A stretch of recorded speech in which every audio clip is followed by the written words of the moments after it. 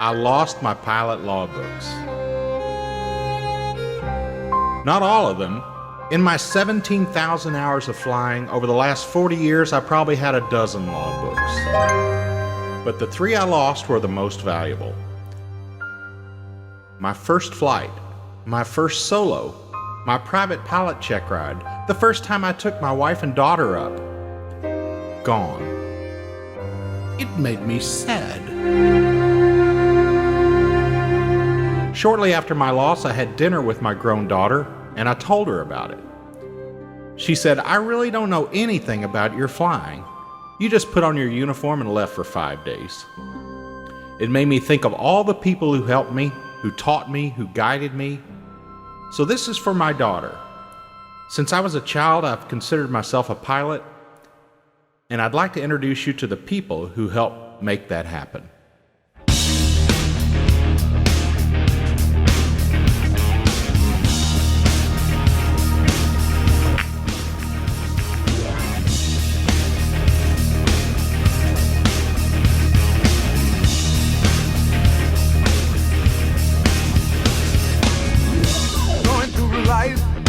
Time to reach your goal.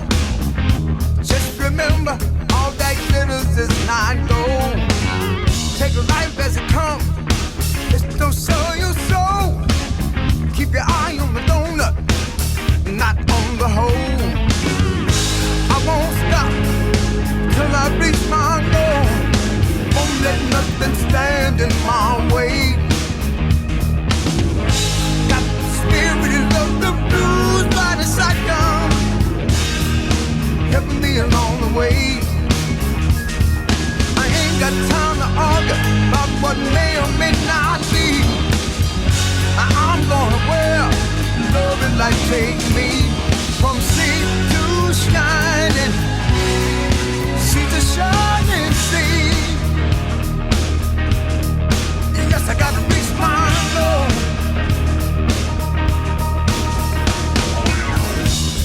Something you can't buy, steal or borrow. I'm living every day like there's no tomorrow. Come to the crossroads, choose what path to follow.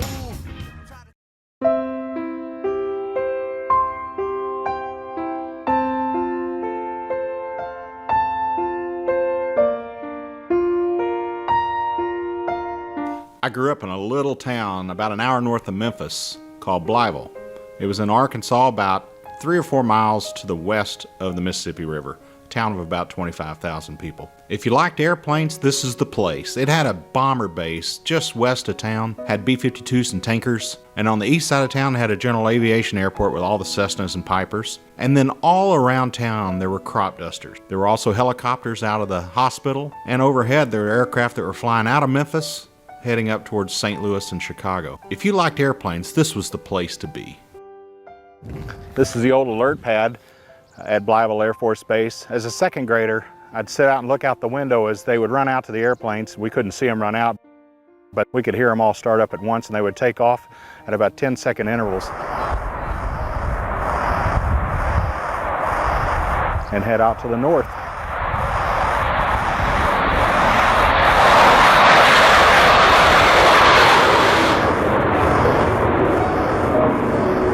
That was an amazing sight to see as a 9-year-old who was already interested in airplanes.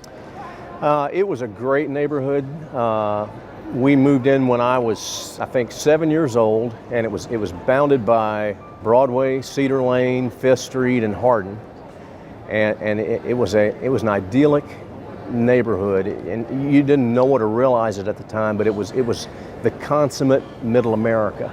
But it was myself and Bill Schaus that were on Rosemary Lane, Tom over Mimosa, and like we talked about previously, some other characters that weren't as actively integrated with us, but came and went in various forms and various times. Well, I remember moving into Mimosa Lane there when I was about in the 10th grade. We moved in, and I met this guy. There were two guys there. One guy named Bill Schaus. My dad was, he would go behind the penny store and get these foam, bats of foam. You remember that? Bill Schaus could make a Rolex out of 3 pieces of crap leaves. You know, he was just that ingenious and that able to do things, you know, something from nothing.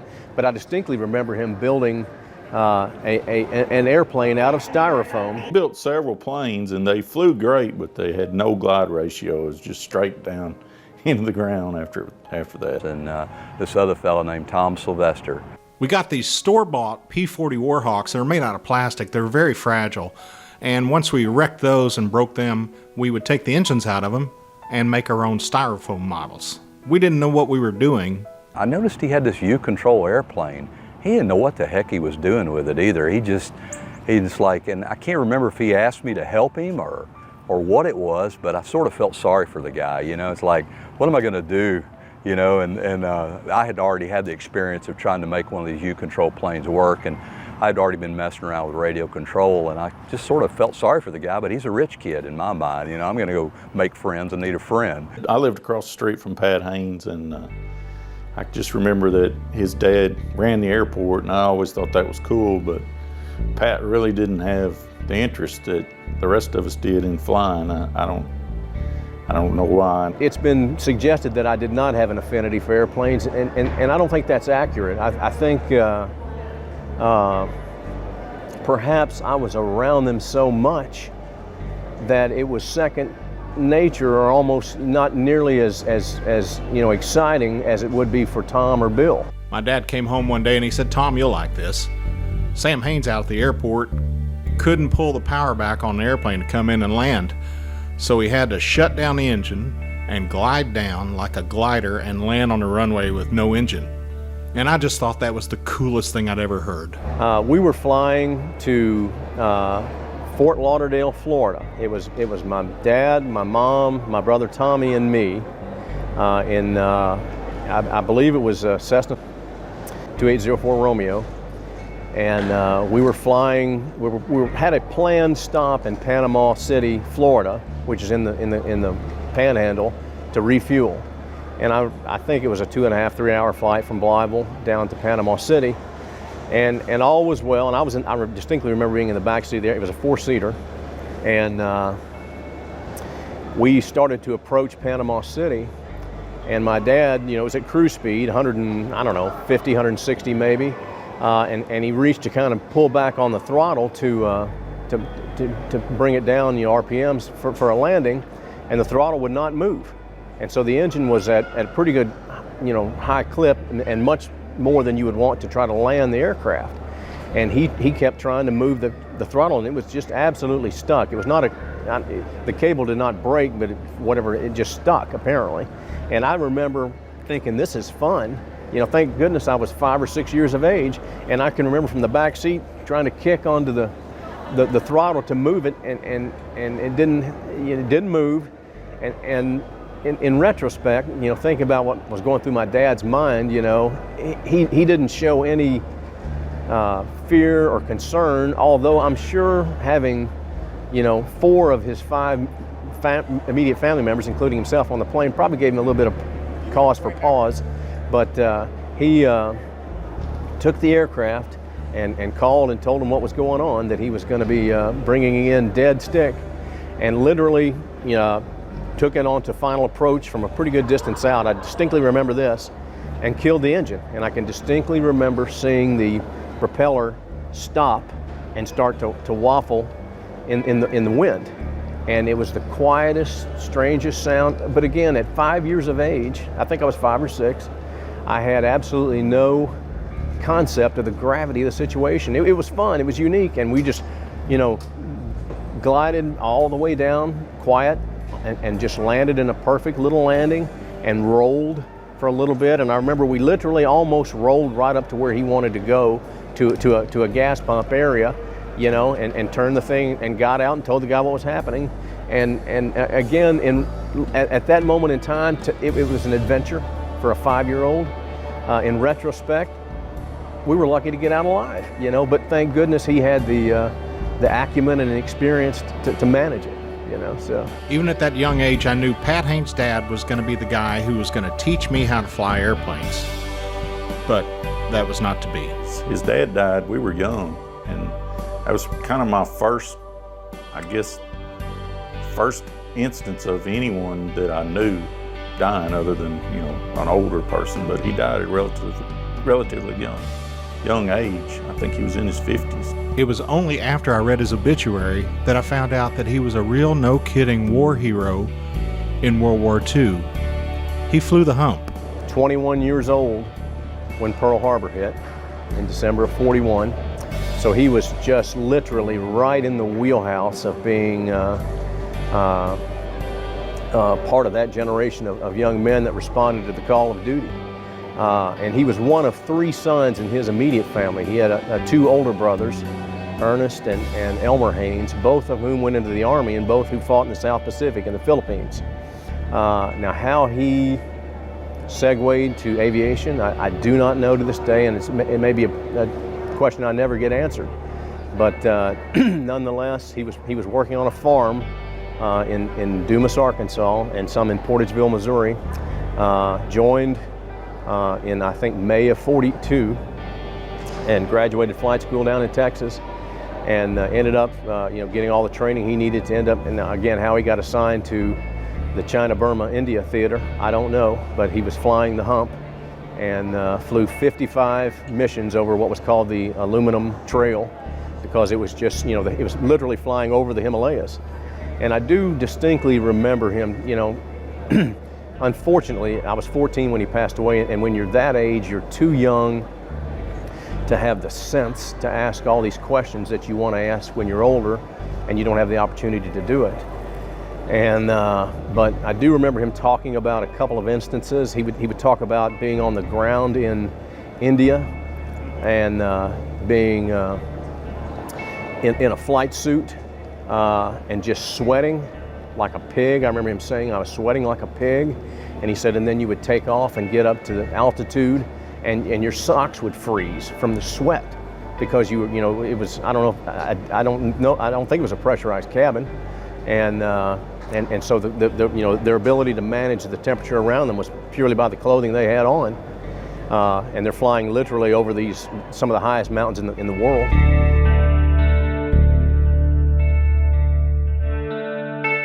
So I see old Tom down there, and he's, I think, crashing his plane in the dirt just over and over. And so I go down there, and somehow I was able to help the guy, and that kicked off a friendship and started my friendship with Tom. And next thing I knew, he and I were, he was tagging along with me on the radio control. There was another guy named Mace Hooley and I who used to fly all the time at the local SAC base there in Blytheville.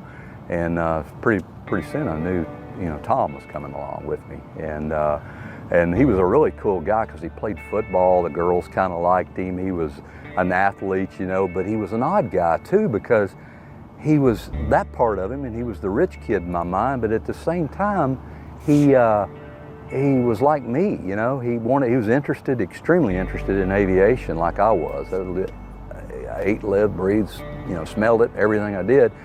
And suddenly Tom was building planes. So I bought an RC airplane. I mean, he didn't know what the hell he was doing. He had the ugliest plane I'd ever seen. It wasn't pretty. And it was a little stick.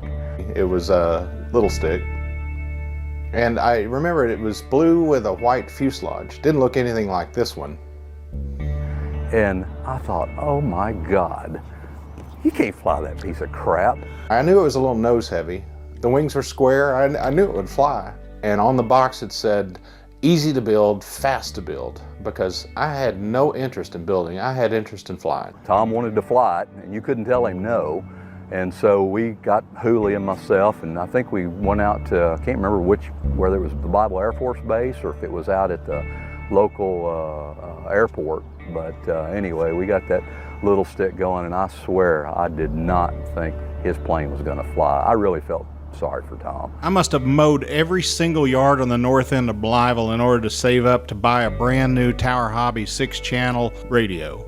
And I waited around on the steps for the UPS truck to come by, and when I opened up that box, it was a thing of beauty. And you'd think for all the money that I spent on that radio that I'd be afraid to fly, and I was not afraid. I was supremely confident. And he was hell-bent on flying it, and I said, all right, Tom, here's how it works. you know, these radio control planes are nothing like that you control stuff. That was easy. These radio control planes are opposite directions when they're coming to you, and, you know, and it took me, Mace taught me how to fly, and it took me, I don't know, Mace, what do you think? I asked Mace, and he goes, oh, a couple of months. You were a slow learner too.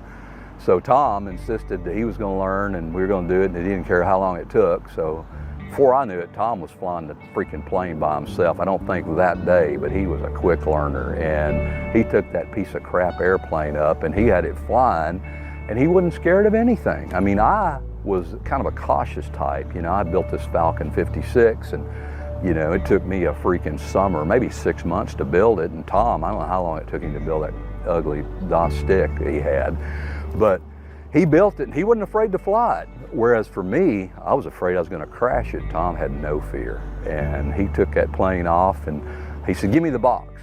And in those days you had to, you know, I'm literally holding my hands up here to show you, but you had to hand the box to the guy. You didn't have a buddy cord or anything like these kids do now. And you'd take the plane up as high as you could and you'd hand the box to the guy. Well, Tom, as soon as we got the wheels up on the plane, he's grabbing the box out of our hands. Well, how about, has anybody told the story of the guppy? You remember the guppy you had? I know you remember that. The fuselage was that wide, and you flew that thing. I think Chris sold it to you. But you could land it in a 15-mile-an-hour wind. You could just do a vertical takeoff, hard landing, because it was just. I remember you'd get it up and lay the radio down on the ground and walk off, and that's the kind of the way it worked. I mean, that was our deal. You know, we just always went flying every breathing minute we had. Now Tom had that other job, which was to be that rich kid. He had to go practice football, and I don't think he really ever liked any of that stuff though, but that was just part of what he was and where he was. But I did like football. I liked every aspect of it. I liked the strategy, I liked the competitiveness, and I really liked to hit people. But it was an amazing time commitment, and it basically shut me down from flying for half the year. I knew I had to get into the academy, and the only way I could was to build a good resume. And, you know, he was with us all the other times, and we were building planes, talking about the planes we wanted to build, and Tom just morphed right into Mace and Chris, and aviation was what he lived, breathed, and slept like we did. So Chris shamed me into building a proper model, and I built a Falcon 56, and I showed the wing to Pat. So Tom had built this wing structure, and I said, you need to show this to my dad. And at that point in time, I don't think I realized that Tom perhaps didn't fully appreciate how deeply embedded my dad's career had been in aviation and continued through that day. But so Tom and I took the wing over to our house, and I remember coming into our den. My dad was sitting in his chair, probably watching TV, and I said, Dad, look at this awesome thing that Tom built. And Tom, you know, showed it to my dad, and I remember my dad taking it and looking at it from different angles, and was just amazed at the caliber of the work, and that Tom had constructed this. And I remember even at that point in time, and I was probably 12 at that point, being proud of initiating that conversation, because it was almost like the sage and the young apprentice. So I was pretty proud of myself, and I was going to go tell Chris, and that's when I realized an 18-wheeler was coming through our neighborhood and stopped right in front of Chris's house and was going to unload a 55-gallon drum of model fuel. Yeah, the old 55-gallon drum. Man, was that a story. And this is one that I gotta apologize to Tom on, but since we were flying so much, you know, even in those days, that nitromethane fuel was extremely expensive. You know, for kids that worked at odd jobs and whatnot, it was expensive to fly. But we flew all the time, and so Mace and I got this idea of buying a drum of fuel, and that way we could buy a drum and get a discount on the price of the fuel. Well, the part that I didn't tell Tom, and I hope he doesn't get mad at me when I tell him this, but we would get this fuel. We had the fuel truck come in on an 18-wheeler right in there and back the drum out on my driveway there, and we rolled it into the house, or into my carport. And I think my dad chewed my rear end out about it. But anyway, said, hey Tom, you know, you need some fuel. We've got some fuel for you. And so Anyway, Tom, I apologize for this, but anyway, we sold Tom the fuel, but we sold it to him at retail, and Tom helped finance some of the flying. But it was all in good humor, you know. It was all, and I'll pay you back someday, Tom, I promise. I didn't mean to abuse it, but we were in a business too here, you know. So.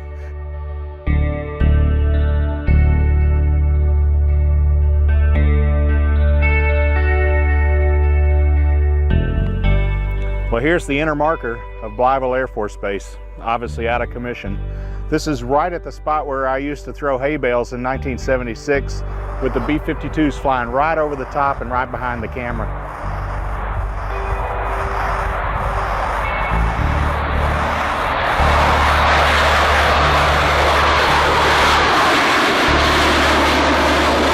And thinking, boy, how wonderful it'd be to fly those B-52s. Because it's air conditioned. But we truly loved aviation. Just, you know, we learned so much, and quite honestly, it was a very defining moment for me, and I bet it was for Tom too.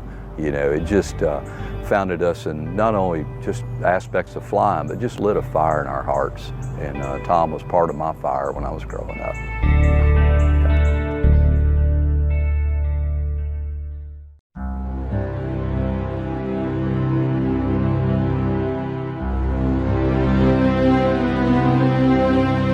I got the nomination to the Air Force Academy by my congressman and by my 2 senators. And I thought, well, I was president of student council, I played football, had good grades, good ACT scores. I thought I was a shoo-in. And then Ramona Kimsey got the appointment. Ramona was the daughter of the 1-star general who commanded the air base. And I thought, well, I can't compete with that. And then not long after that, Dan Pike got in. And Dan was a super smart guy from the air base as well. And I thought, well, I'm out of luck. But I did get the appointment. I don't know how, but there were 3 of us from our congressional district that got to go to the Air Force Academy. Once I got out there, I got slammed pretty hard with academics, and I got put on academic probation. But then I got the hang of it and got caught up with the rest of the country. And then it was fairly easy, and I got on Dean's List, went skiing every weekend, joined the Cadet Corral, and I was actually starting to fly, and that's where the real fun began. I first met Sil when we were in basic training, because we were in the same Beast squadron. We were in Barbarians. The 2 big programs at the Academy were 490 and what was the soaring called, 451.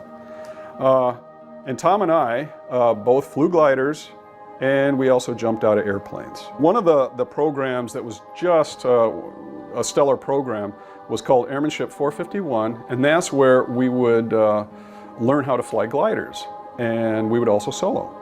And it was really just a blast. Well, it was really cool because my instructor pilot, his name was Don Mobley. He was in the class of 1981, and he was one of the fellas in 3rd Squadron. One of the most outstanding individuals I know. I would love to see him. You know, we haven't had contact since he graduated, but truly an outstanding individual. Anyway, Don was my instructor pilot, and I'll never forget. We would soar. We tried to find thermals, and you would do that either in parking lots or in housing areas because heat would rise, and that gives you extra time in the air. Well, anyway, one of the things we did was we pulled some oranges from Mitchell Hall, which is where we ate, and I swear, Don Mobley was in the back, I was in the front, I was flying. Well, we went and we were circling the housing area where we went over to the soup's house. Well, the soup has a swimming pool, and one of the things that gliders would do is do a bombing run. The IP would get these oranges, we would soar, I would have the airplane, and I swear, he was leaning out, hand on the strut, trying to drop those oranges into the soup's pool. And I was sitting there laughing my butt off, trying to keep the airplane straight and watching, you know, and not jerking things around and everything. But Don was just awesome. Just to even think about it, to hear a cadet, you know, is going to be messing around with a 3-star general's house. You know, I was like, this is so cool.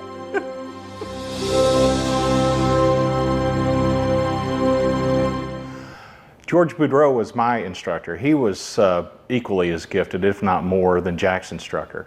He was just one of those guys that had natural air sense, really professional. My parents bought me a car, so I didn't have to make a monthly car payment. So I took every dollar of that and went over to the Aero Club, and I was flying over there, hadn't soloed yet, and he asked me if I'd been doing any flying. I said, yeah, I have. And he said, well, we'll make it a condensed program. And of course, all I was interested in was soloing fast. And so he took me up on 5 regular flights, and then he took me 5 times around the pattern, and on the downwind he'd cut me loose and then we'd come in and land. So he soloed me, I was done in no time. Then I realized, well, I screwed myself out of all that glider flying. George killed himself in 1984 in a plane crash in an A-10, and I realized, gee, if George can kill himself as good as he was, anybody can. All you have to do is just let your guard down for a second. And I've taken that lesson with me through all of my flying over the years.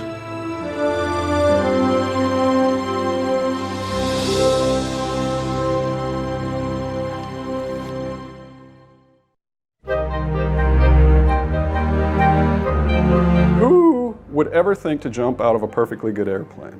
Well, you know, the bottom line is I've had 5 more takeoffs than I have landings.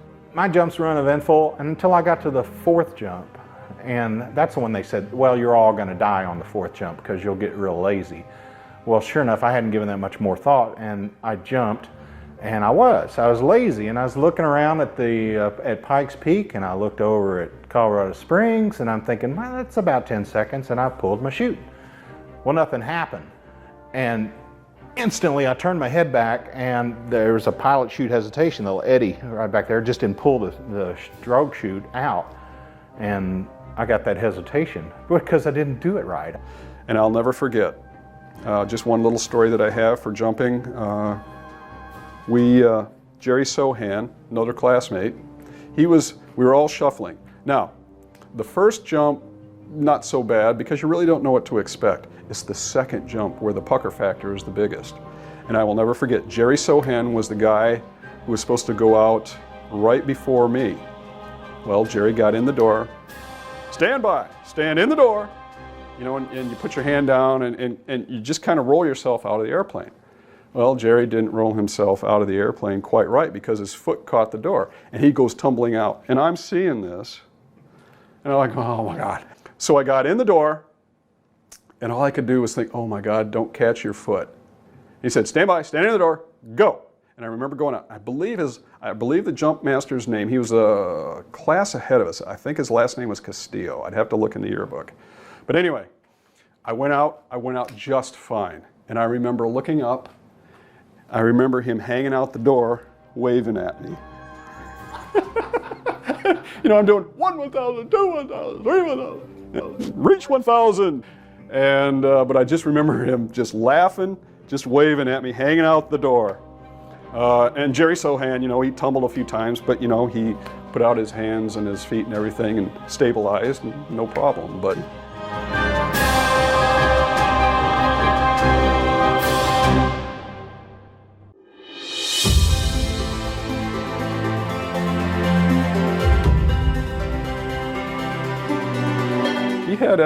he had some extra money then, and I remember that he went and he spent some money and he got some extra hours down at the Aero Club. So I was with the Aero Club. I was out flying out over the plains of Colorado, and we were doing steep turns and stalls with an old F-4 pilot from Vietnam. You know, nothing scares him. And he pulled the power back and he said, okay, you just lost your engine. And I said, okay, we'll establish a glide, look for a place to land, and then attempt to restart. So I'm looking off to the left and I don't see anything because it's just the rolling hills of eastern plains of Colorado, and there's scrub brush and everything. There's not much to land on. And he goes, well, look off to the right. And I look over there and there's a farmhouse and a road or a strip leading up to it. And I said, are you kidding me? He goes, you are not getting this engine back. And literally the keys were on the dash. And I said, well, all right. So we bring it around, we glide down, and we make an entry point, we come in and land. And he said, keep it rolling. So we get as close to the farmhouse as you can. So I rolled it until it stopped, and about that time out walks a guy and he's in overalls. He's definitely a farmer. And he said, as he got up to the airplane, he says, "Bob, you scaring those cadets again?" Well, and I remember talking with Tom.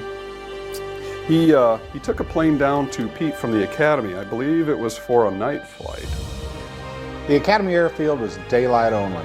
So if you needed to make any night flights, you had to take the airplane over to Colorado Springs, wait for the sun to go down, and then go flying on a night flight. I'd already soloed from the Aero Club, so they said, "Why don't you just run the airplane over there?" And the instructor told me he'd just meet me over there. And I said, "Yeah, I'll do that." And I really hadn't done any solo cross countries at this point. I knew where the airport was, and the weather's always beautiful out here. So I took off and I contacted approach control at Colorado Springs, and they gave me a vector towards the airport, and they said, "Keep your speed up." So I'm going pretty fast, and I'm still new. And they said, "Okay, line up on this runway and come on in, keep your speed up." So the second time, and so I'm keeping my speed up, and I'm way above the flap speed, and at some point I got to slow down. And they said, "You're going to need to keep your speed up." And so at one point I said, "Okay," so I got to slow down. So I start putting the flaps down and started to slow up, and they said, "Cessna 4 Tango Victor, go around."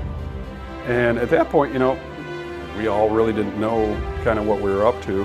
And he had been given a go-around. He was supposed to do the go-around, and he kind of shook himself and said, "Oh yeah, duh, I'm not supposed to land."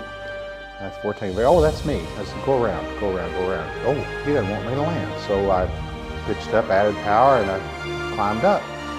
And I'm climbing out, and I'm probably 400 or 500 feet above the ground. And then as soon as he started pulling up, he saw a DC-10 come in underneath him. And underneath me lands a United DC-10. He touches down, and then he takes off again. So he's out doing some training, I guess, in a DC-10. And they gave me a turn so I don't get caught up in his wake turbulence, but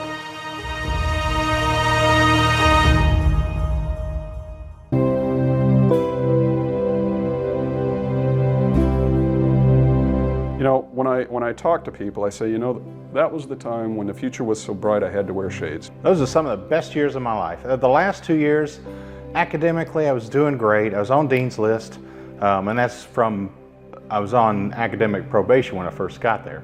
But I worked my way up to Dean's List, and all my grades are looking good. I'm flying everything. I'm at the Aero Club. I'm flying gliders. I'm parachuting, T-41s.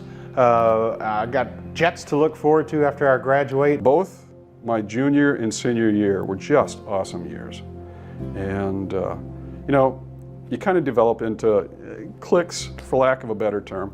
But it was me, Tom, Mitch Nogrady, Frank Medeka, Brad Silver was kind of in there a little bit, Jim Brown, with Ross, Russ Collins, Steve, Ted Bale, Gary Weber. But we had the Copacetic Coffee Club. The Copacetic Executive Coffee Hour. Every night after dinner at Mitchell Hall, when everybody else is cleared out. And we would just kind of hang out after dinner, and we just kind of chatted, bonded, whatever. Anywhere between 3 and 6 or 7 of us would hang around, and we'd have coffee, and we would talk about the world as we saw it. I remember Mitch Nogrady, myself, and Sil. We were all kind of shooting to be at the same base together. I'd already been selected to go to Columbus, Mississippi. Russ Collins was there out of our squadron, and there were a few others. And we all decided to go down to Columbus, Mississippi, because Columbus, is more cloudy. We figured it'd make us better pilots. And I get a call, and it says, "Congratulations, you've been selected to go to Euro-NATO Joint Jet Pilot Training in Wichita Falls." And I thought, there's no way it could be any better for my life at this point. I had the world by the tail. And they said, "You got to take an extra physical." And I said, "All right," and I was in good shape. And so I went over and took an extra physical and didn't even think about it. And the only thing is I missed a law class But other than that, that was great. Well, I don't know, 4 or 5 days later, I get a call that says, you've got to go to the Academy Hospital. And so once again, I had to skip a class and I went over to the Academy Hospital. And there's a doctor there, a cardiologist, internist. And he said, son, you've got mitral valve prolapse. You are not going to fly. You need to find something else to do in the Air Force. I remember him coming back from this physical for Euro-NATO. And this is a month before graduation. Month before I'm going on active duty. And I said, I'm sorry. It just didn't even sink in that after all of these years, growing up, flying, to dreaming of being an Air Force pilot, he's telling me at the last minute that I can't fly. And I didn't know what to say. I was just absolutely shell-shocked. Well, he had passed the first physical. As I said, we were all set for Columbus. He went through the second physical, and I do remember him coming back, and it was kind of an ugly time. And I said, that's not right. I said, look at me. Do I look like somebody who has a heart murmur or heart trouble? And he said, son, there are plenty of jobs in the Air Force. And I said, well, one, I'm not your son, and two, this is not the end of this. And I stormed out of there. I've never been so upset in my life. I mean, I was crying in the car. Not only was he not going to go to Euro-NATO, he also now was not going to go to Columbus with us. I marched right into Major Watts, the AOC's office, and he knew something was wrong, and I said, this can't stand. I'm going to pilot training. It's gonna happen. And so he got involved. My parents got involved. Well, they got my congressman and my 2 senators involved. And they said, we're gonna send you down to Brooks, which is a medical facility down in Texas where they have a centrifuge and they have all kinds of specialized testing. And I said, okay. So now I've got finals coming up and I'm graduating. So I didn't need this disturbance. And all along I thought, oh, this is just a mistake. There's no way they're not going to let me go to pilot training. I mean, look at the only thing I did truly well at the Academy was all the pilot screening stuff. So they're going to let me fly. Well, I got down to Brooks and they did a Holter monitor, they did thallium tests, treadmills, 2D, M-mode echocardiograms. They did all kinds of things, and they could not determine whether I had mitral valve prolapse or not. Mitral valve prolapse is prevalent in about 12% of society. And, but they did say that you're guilty until proven innocent in the medical world. Once you've been diagnosed, it takes an act of Congress to get you undiagnosed. And I said, well, what do I have to do? Everything's coming up negative. He said, the only thing we can do is an angiogram. And I knew what an angiogram was. And I said, really? So there must be some risk associated with this. He said, yeah, about 3 out of every 100 people, about 3% don't get up from the table. Now, they may have other issues going, which is the reason why you're having an angiogram. And I said, well, what's the mortality risk of me having mitral valve prolapse? And he said, well, nobody's ever really died from mitral valve prolapse. And I said, so you're going to give me a procedure that has an infinitely higher chance of killing me than having the condition itself? He said, well, yeah, but that's the only way you're going to fly. And they were thinking I'd just walk. And I said, well, strap me in, let's go. They said, really? I said, yeah, I want to fly airplanes. I want to fly Air Force jets. And it took a couple extra days for them to get me on their schedule and to do the angiogram. Well, it came back, and I don't remember what the exact number was, but they had an artificial line drawn on what was normal and what was abnormal, and I was millimeters over the line. But what they didn't take into account was I had been at 6,000 feet pressure altitude for 4 years. I was in very good shape. So my heart was 50% larger than a standard heart. And they didn't take that into account. And if I had been drinking beer at the University of Arkansas in some frat house, out of shape with a big beer belly, then I would have been normal. And they didn't take that into account. So I kept the fight on. But I had to graduate, I had to go into the Air Force, and I wasn't going to pilot training.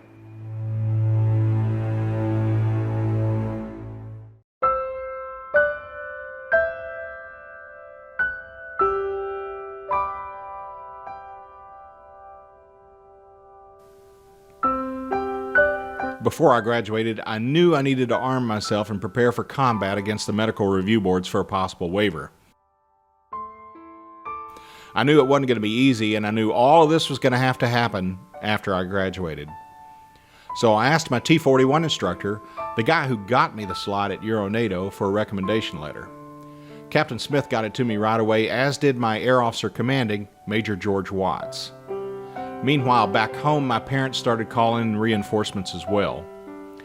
Dad got a hold of his old friend, General Tom Darling, whom he'd met when my dad was president of the base community council, and asked for his help.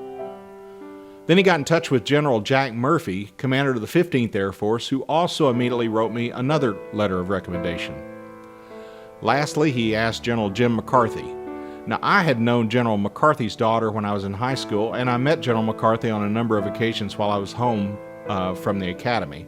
He went on to become a 4-star general. So armed with all of these letters, and exactly 4 years to the day after I was sworn in as a basic cadet, I mailed a package to the Surgeon General, Lieutenant General Myers. I also sent courtesy copies to my 2 U.S. senators. Then it was time to load up my big red hog and drive to California and begin my Air Force career.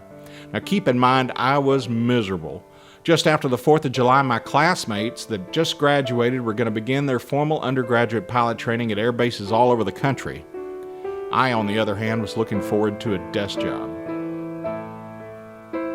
But within a couple of days of my arriving at Norton Air Force Base, I watched a girl walk up some steps of Building 503 at the Ballistic Missile Office. And it was over. She became a welcome distraction to my misery. We were all second lieutenants or young captains there at the time. And one day, I hear that Mary Ellen is dating some guy named Tom. And we said, who is Tom? Because we were a close-knit group, we were kind of doing a bunch of stuff together, and all of a sudden this guy comes in. And before we know it, they're engaged and Jill is born. So that obviously happened over a period of time. We actually dated for a couple years before we got married, but I think probably the first thing I said to her was, "Hi, I'm Tom, and I'm a pilot. The Air Force just doesn't recognize this yet." Tom obviously showed up at the Ballistic Missile Office, and he had his heart's desire to become an Air Force pilot. And stories started coming out after we started talking to Tom about the fact that the Air Force had disqualified him. Well, within a couple of weeks of my arrival at the Ballistic Missile Office, I received copies of letters from both of my U.S. senators to the Surgeon General of the Air Force asking for a waiver. I thought, I'm in. There's no way they're not going to turn me down now. But later on that summer, I got the letter that said, "You've been turned down for a waiver."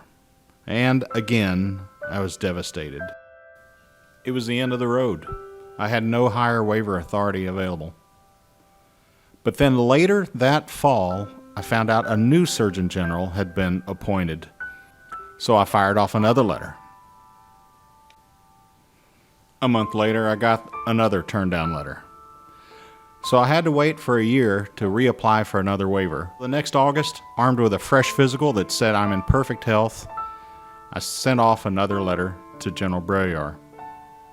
At the same time, and without my knowledge, my parents sent a note to Ronald Reagan.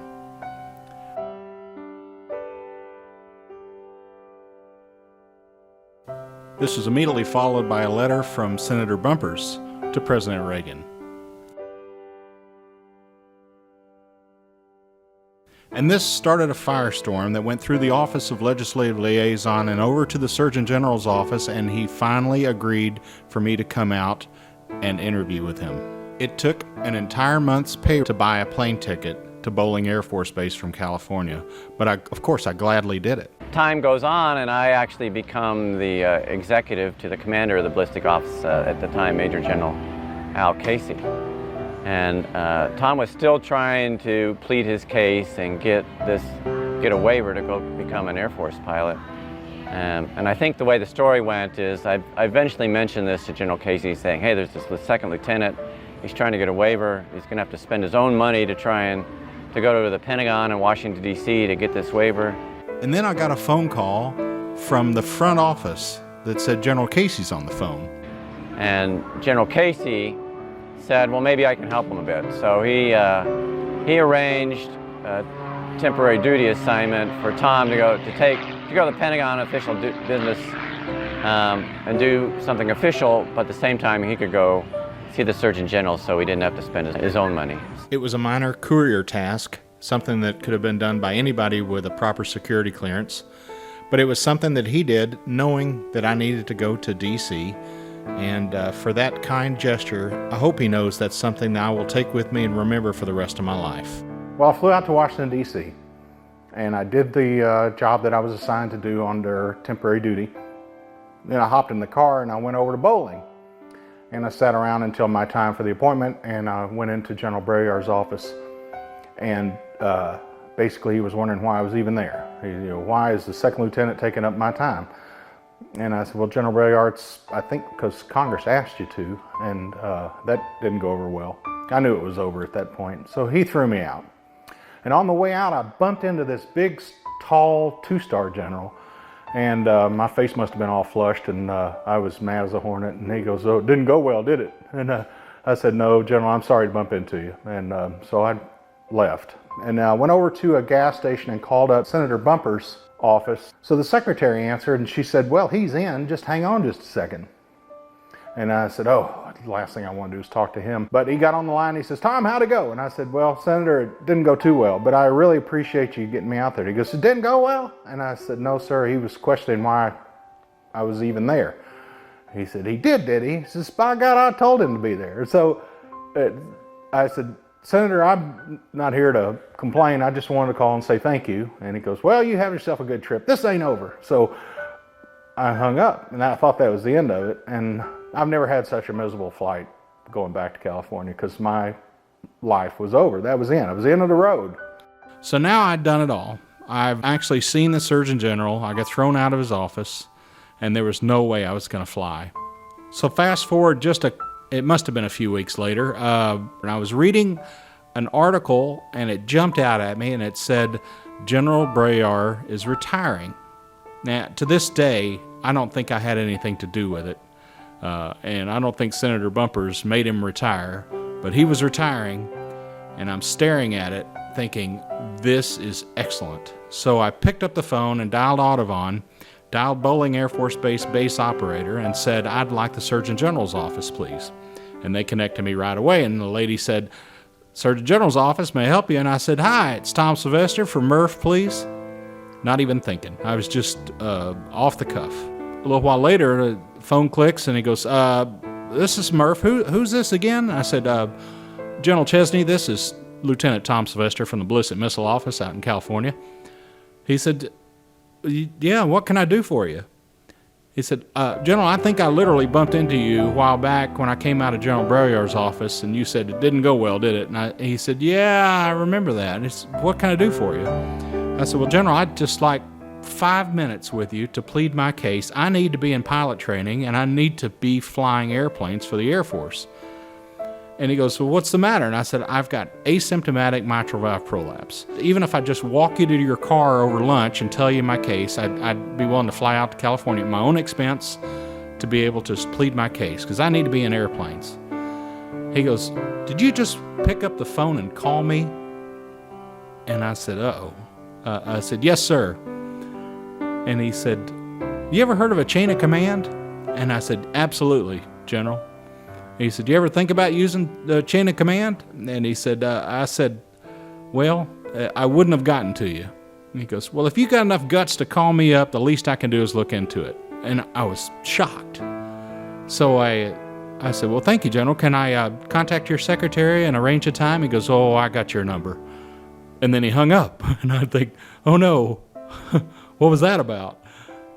So then, I don't know, half an hour later, I got this call, and they said, the local office secretary, Sylvia, said, Tom, General Casey's on the phone. I went, oh, geez. So I picked up the phone. I said, General Casey, it's Lieutenant Sylvester. And he says, Tom, are you calling generals? And I said, yes, sir. And he said, you ever heard of a chain of command? I said, absolutely, General. But you know, it's funny. The other general asked me the same question. He says, well, you're fired. And you know how you turn into 1,000 little pieces of charcoal and you crumble to the floor? I said, yes, General, I'm fired. He goes, and you're hired. You seem like somebody who won't take no for an answer. So you go down to the EMB something office and they'll tell you what your assignment is. I said, yes, sir. So I got down to the office and they said, you're going to be running our launch control system simulator, but we need the computer delivered. It's a great big IBM 4370 mini frame, and IBM slow rolling us. So the long and short of it is I got on the phone with senior management at IBM and threatened all kinds of things on behalf of a at this time, 2-star general, using his name. And the next morning, they delivered the computer on a flatbed truck to Norton Air Force Base. I was at Travis Air Force Base and I flew down to Norton to see Tom. I was going to Norton and he happened to be there, so pop in to say hello. And as usual, Tom was upset because I was wearing a flight suit and he wasn't. And what made it worse in particular was that I was not all that excited about being a pilot. I did it, I enjoyed it, but it wasn't my life's work. And he wanted to be a pilot more than anybody in the whole world. I'd never met anybody who wanted to be a pilot more than he did. And so every time he looked at me, I was twisting a dagger in his back. I did have some great jobs when I was there, and a lot of people my age, 24 years old, were doing some pretty impressive stuff. I will tell you, the first time I met your dad, we were outside and there was a 141 on final coming into an old Air Force cargo plane that has since been retired. There was a 141 on final to Norton and we're sitting there talking, but Tom's not. His eyes are up and to the right, locked on this bird that is on final. And so we immediately shifted the conversation to planes. And it was just clear, you could see the energy in his eyes. He lit up, he was excited to just see a ugly cargo jet, landing, and you could see that he had just this passion to fly. And Mike Williams had a project to test how hard they can make a silo. It was done at the Yuma Proving Grounds, and it turned out to be the largest non-nuclear detonation in the history of mankind at the time. Conducted a big test, which was a high explosives test. We were testing a new missile silo. Mary Ellen was involved with it, your mom was involved with it, and she invited Tom to come out and join us. And so it was a big bang, 1,000,000 pounds of high explosives, a lot of dirt on top.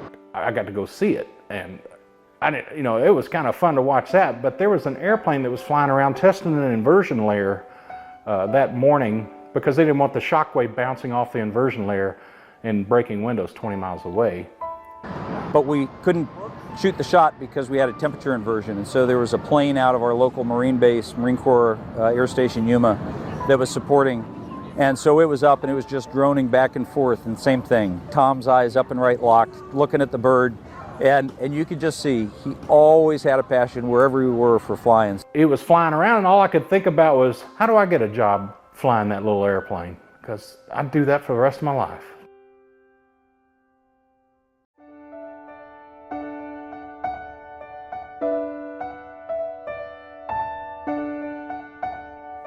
So I convinced Mary Ellen she needs to marry me.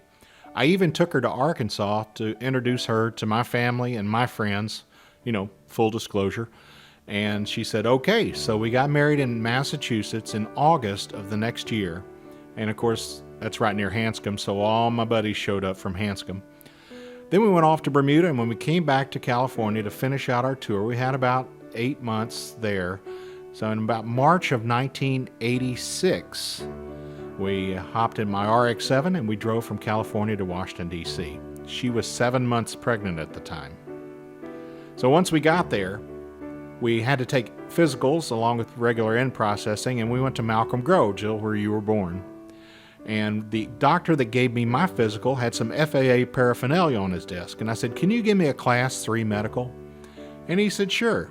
And I said, listen, I've got asymptomatic mitral valve prolapse. He goes, well, I don't know. We'll send it in and see what they say. Meantime, feel free to go fly. You're legal. So I went over to the Aero Club and I signed up and I went flying that day. And I went flying just about every day that I possibly could. So I think by about a month later, May 6th, I had my FAA license, and that gave me all the credo I needed to be able to go to an air show and hold my head up high, at least not in shame from not being a pilot. And Jill was very nice to let me have a full day at the air show before she came into existence, and I can honestly say that I've been a pilot since the day she was born. So you think that bundle of joy held me back, and you think I'd be sad that I had to cut back on my flying with parental duties, but I was able to teach her some of what I knew about flying from an early age. But you think the happiest that I'd ever be would be when I got my private pilot's license, but the happiest day in my flying professional career was on June 12, 1986. I was at a meeting at a high-rise in Bailey's Crossroads, Virginia. And when I came out of that meeting, I got onto an elevator, and there was a guy in a suit with an FAA lapel pin on. So I looked at his lapel pin, and I said, are you an air traffic controller? And he says, no, I'm a doctor. And I said, an FAA doctor? And he said, yes. And I said, listen, I've got asymptomatic mitral valve prolapse, and I really would like to get a commercial pilot's license. He goes, what's keeping you? And I said, really? He goes, yeah, you can get a class 1 without restriction for all I care. And I said, are you somewhat of an authority on this? He goes, I'm the Eastern Region's medical examiner. I'm the number 2 doctor in the FAA. And I said, you know, you just changed my life. He goes, yeah, whatever. And he walks off the elevator. And that was the moment when I realized, gee, I can do this. So I used the phone in the lobby and I called up my boss and said, hey, I got to go to the doctor. He goes, something wrong? And I said, no, actually something's pretty good. So I went to the doctor and I got a class 1 medical. And there it was. So I went back over to the Aero Club and I signed up the entire book full of dates for me to fly. I was going to get my commercial pilot's license and my multi-engine license and my CFI and everything I needed as fast as I possibly could. So I was under the hood doing an IFR cross country. We took off from Andrews, went over Washington National, went out towards Dulles and made a left-hand turn straight towards Charlottesville, Virginia. We're at 6,000 feet and the power starts coming back on the motor. So I kind of bring the power back up, but nothing happens. And I said, hey, what'd you do? And he goes, what do you mean? I said, power's coming back. And it goes down to about 1,100 RPM. And clearly we're not going to stay at 6,000 feet. So the instructor, I won't mention his name, said, Mayday, Mayday. And Dulles, who we were talking to, said, okay, aircraft calling Mayday, give us your call sign. And he said, 734 Tango Victor, we are going down. And I looked over at him and I said, would you shut up? And so Dulles goes, look down. So I looked down to the left and there's Orange County Airport, which I didn't know the name of it at the time, but he said, 1 mile to your left and right below you essentially is Orange County Airport. Can you make it? And so I said, I got this. Yes. And then we're about halfway drifting down and we're trying to restart the engine. We're trying to figure out what's going on. But, you know, I'm flying and I've taken the hood off long ago. And he said, roll the equipment. And I was, you know, really? And Dulles immediately came back and said, from where? So I told him, just be quiet and just look out the window. So I circled around and it took good 10 minutes really to get down. And I did a little crosswind and then up and came back and landed. And it was no big deal. Matter of fact, I made the turn off and we still had power, so I just inched it onto the ramp and then shut it down. And then, you know, we already called, when we were on short final, I said, cancel the emergency, landing's assured. So we were done with that. We got back and I fired him. One, his panic just calmed me down, but secondly, I'd done this before. I did this in Colorado with that old F4 guy. And it's not that big a deal, as long as you do it right. Every time we'd have to fly, we have to go over to base ops, we have to file a flight plan, we have to get a full weather briefing, and even if we're just going out to the Chesapeake Bay and doing air work. And that just was, I mean, it's ridiculous. You look outside and it's just perfect day, but you had to go get a weather briefing. Well, that's an hour every time you'd have to drive over there. It slowed me down. So I went to Frederick, Maryland, and I'd called them up and I said, hey, can anybody out there just punch me out a commercial and a CFI just as fast as possible? And he said, yeah, come on out. So I went up to Frederick, and that's where I met Rick Kuda. I met Tom when I was flight instructing out of Frederick, Maryland, and I'm kind of a brand new instructor there, and looking for students. And Tom walked in the office, and he was anxious. He had his instrument rating. He had gotten that down at Andrews, and apparently it took a while. And he was anxious. He's behind the power curve. He wanted to get going. He needed his commercial. He needed his CFI. He needed it like yesterday. And I was happy to have Tom, new instructor, new student. That would have been fantastic. And so he was ready to fly. In fact, he wanted to fly that day, and I was anxious to get up in the air myself that day. So I said, yeah, you know, let's do this. I had him sign on the dotted line. We were ready to walk out to the airplane and fly. And then all of a sudden, the manager calls me up and says, hey, Rick, you got a call by the FAA, something about your student going to Hagerstown. And I said, oh, okay. So I answered the phone, and the FAA explained that my student on her solo cross country over from Frederick to Hagerstown flew through the restricted area of Camp David. And there was some paperwork to be done, and I needed to go over and pick up the student, bring her home. And so I had to cancel with Tom for that day, but I was glad to have him. And then he came the next day, and I think we flew every day for a month or so to get both the CFI or the commercial and the CFI knocked out. And I think we did the commercial in one weekend because he was pretty much done with the written, had all the maneuvers down. I remember one time, actually during the maneuver part of it, we decided we were going to have a little fun. He really wanted to see. I wanted to see it too, but we really wanted to see the spins. The spins were taken out of the PTS, but I just wanted to make sure he could do it. So we had a good time and had a blast flying for the next month, every day. I think he flew every day. I think we did every day. I had to do something. I had to put some time on the twin, on the Seminole, and I think we just said, hey, let's go up. Tom was thinking about his multi-engine, had his daughter Jill there, and she must have been six to 8 months old, and I said, yeah, I'm going up in the twin. Why don't you come along? And I don't think we were planning on flying, but because he had Jill with her, but I think he didn't want to pass it up either to be in the twin, so.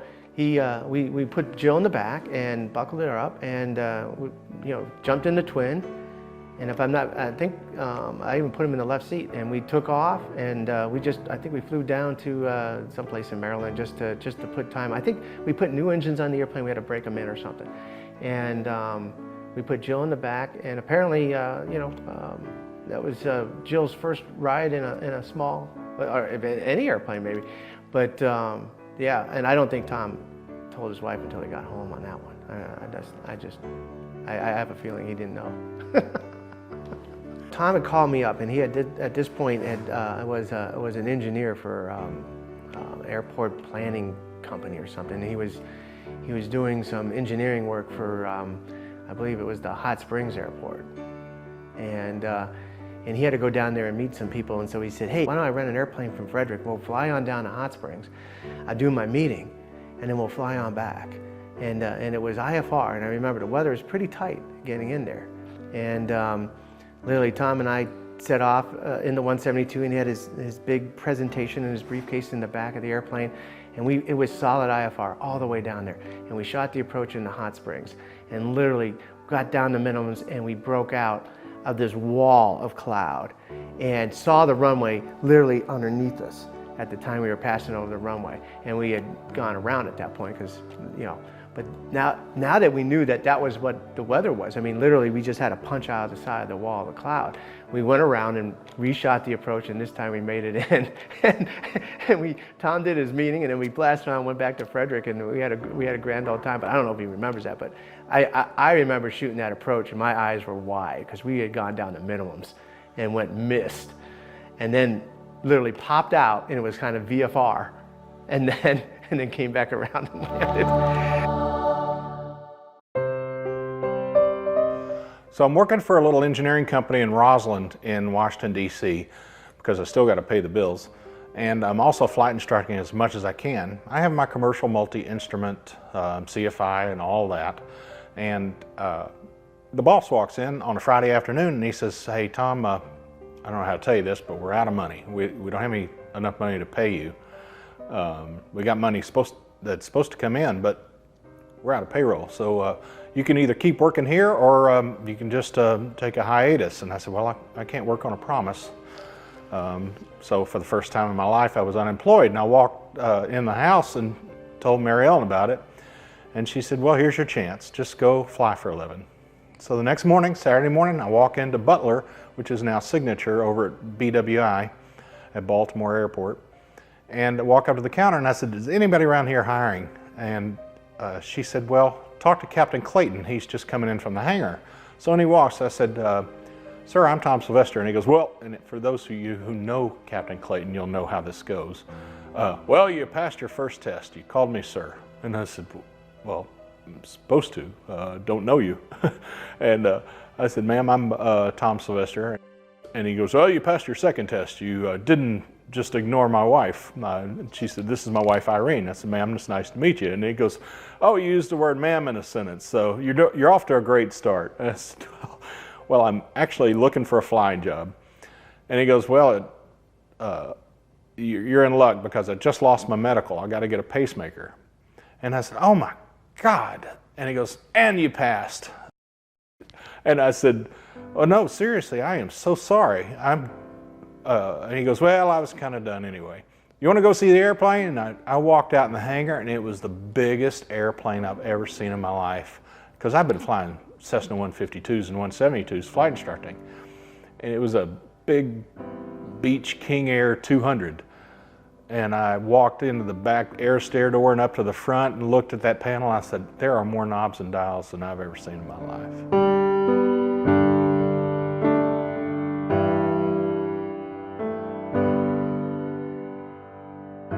He said, "Well, let me give you the name and the phone number of Chief Pilot." Monday morning, put on my best suit and my only suit, and walked into his office, and he said, "How much time you got?" I said, 290. And he said, "Well, how much total time do you have?" And I said, "Well, that was my total time." He said, "Well, how much multi do you have?" I said, 12. And he goes, "Well, I can't possibly hire you with 12 hours to fly $1 million airplane." And I said, "Well, I understand." He said, "I got to hire somebody, but my insurance company's not going to let it happen." So I thanked him, and I said, "I'll come back when I get more time." So I got home and I called Captain Clayton up and I thanked him for it. And he goes, "Well, how much time do you need?" And I said, "I don't know, clearly not enough." And he said, "Well, call up Avimco, that's our insurance company, and find out how much you need." And I said, "Yes, sir, I sure will." And so I called them up and they said, I said, "I'm trying to get a job with Atlantic Airways." And they said, I don't have enough time. He goes, "Well, do you have your commercial multi-instrument?" And I said, "Yes." And he said, "Well, let me put you on their certificate. And what's your social security number?" And I went, "Wait a minute, I'm not even hired yet." And he goes, "Oh, it doesn't cost anything." And I said, "Really?" So, "Can you fax me a copy of that?" And he said, "Sure."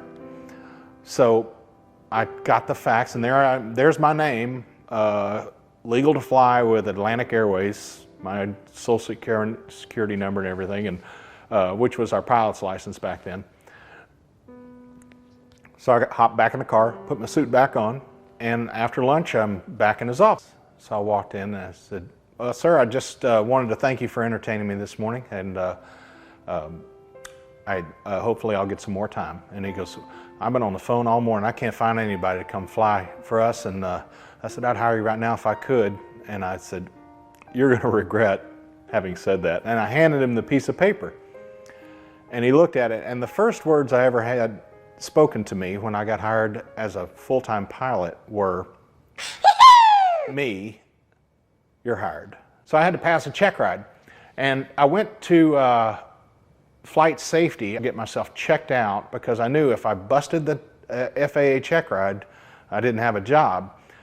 And I came back and I thought, I still need a little more time with some hands-on practical stuff. So I called my buddy Doug Sander, who happened to be flying King Airs in the military, in the Air Force. He's based at Andrews. I had been in Korea, and then I was now stationed at Andrews Air Force Base flying C-12s, which is the Beech Super King Air. He needed some, he wanted to get familiar with the King Air because that's what the check ride was going to be in. So I invited him to come out to the flight line and just go in one of the planes sitting there. And I was an instructor pilot at the time, so it was pretty standard stuff for me. And we went out to the flight line and I was showing him around. We were looking at the cockpit and so on, and he was very excited about that. And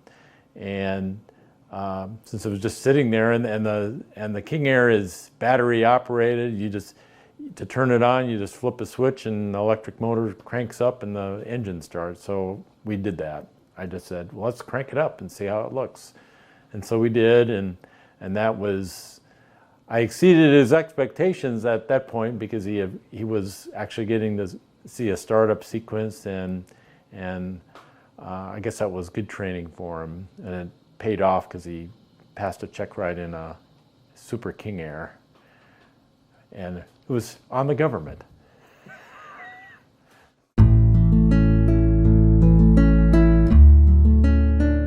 So here I am at the windsock at Blytheville Municipal Airport.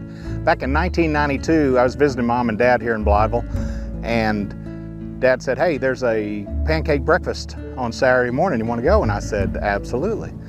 So we showed up, and Jack Tice was there. And Jack had been a crop duster for years out here, and then when I took over the FBO, he had just retired from crop dusting, and he asked me if he could go to work here. And so I hired him on here, and I give him the title of Chief Greeter and Gas Passer. But anyway, I made up his cards that way, and so he passed out the cards, had a good time with it. We saw that they were doing a bomb drop competition where everybody would fly over to 1,000 MSL, mean sea level, which is about 750 feet above the ground.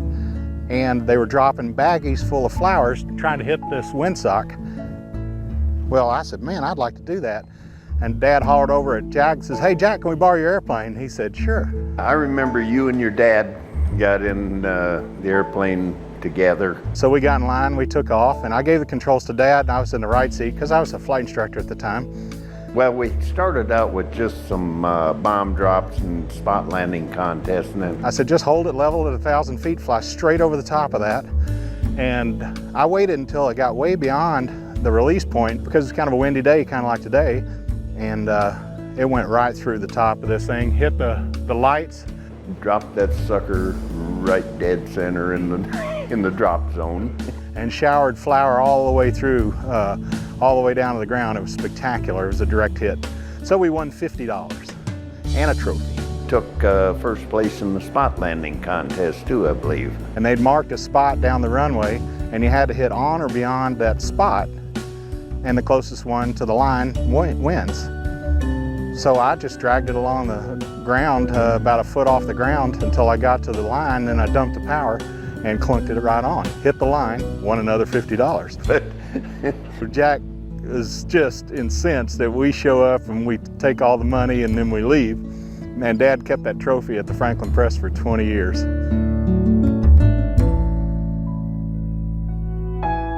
So the owner of the airplane wanted to go down to Chub Cay in the Bahamas, but he couldn't fly in the flight levels. He could only go to 18,000 feet because he didn't have an instrument rating. He just had a multi-engine rating. So he needed somebody with an instrument rating to go with him. And I took him down there, and he said, all right, run back and then come back and get me on Sunday, or whatever day it was. So I fly by myself back to Baltimore. So I took off and climbed up to about 25,000 feet along the AR route to Wilmington, North Carolina, and then back up the coast to Baltimore. And I'm by myself. It's, like I say, around 25,000 feet. The sun is setting. It's smooth as glass. The engine's humming away. It's a Pratt & Whitney PT6 engine. And there's an exhaust stack on the side, and it's just getting dark enough where I can see the blue flame coming out of the exhaust stack. It was beautiful. It was my moment of reflection. And I said, someday I'm going to write a memoir, and I'm going to name that book Sunset Over the Pratt & Whitneys.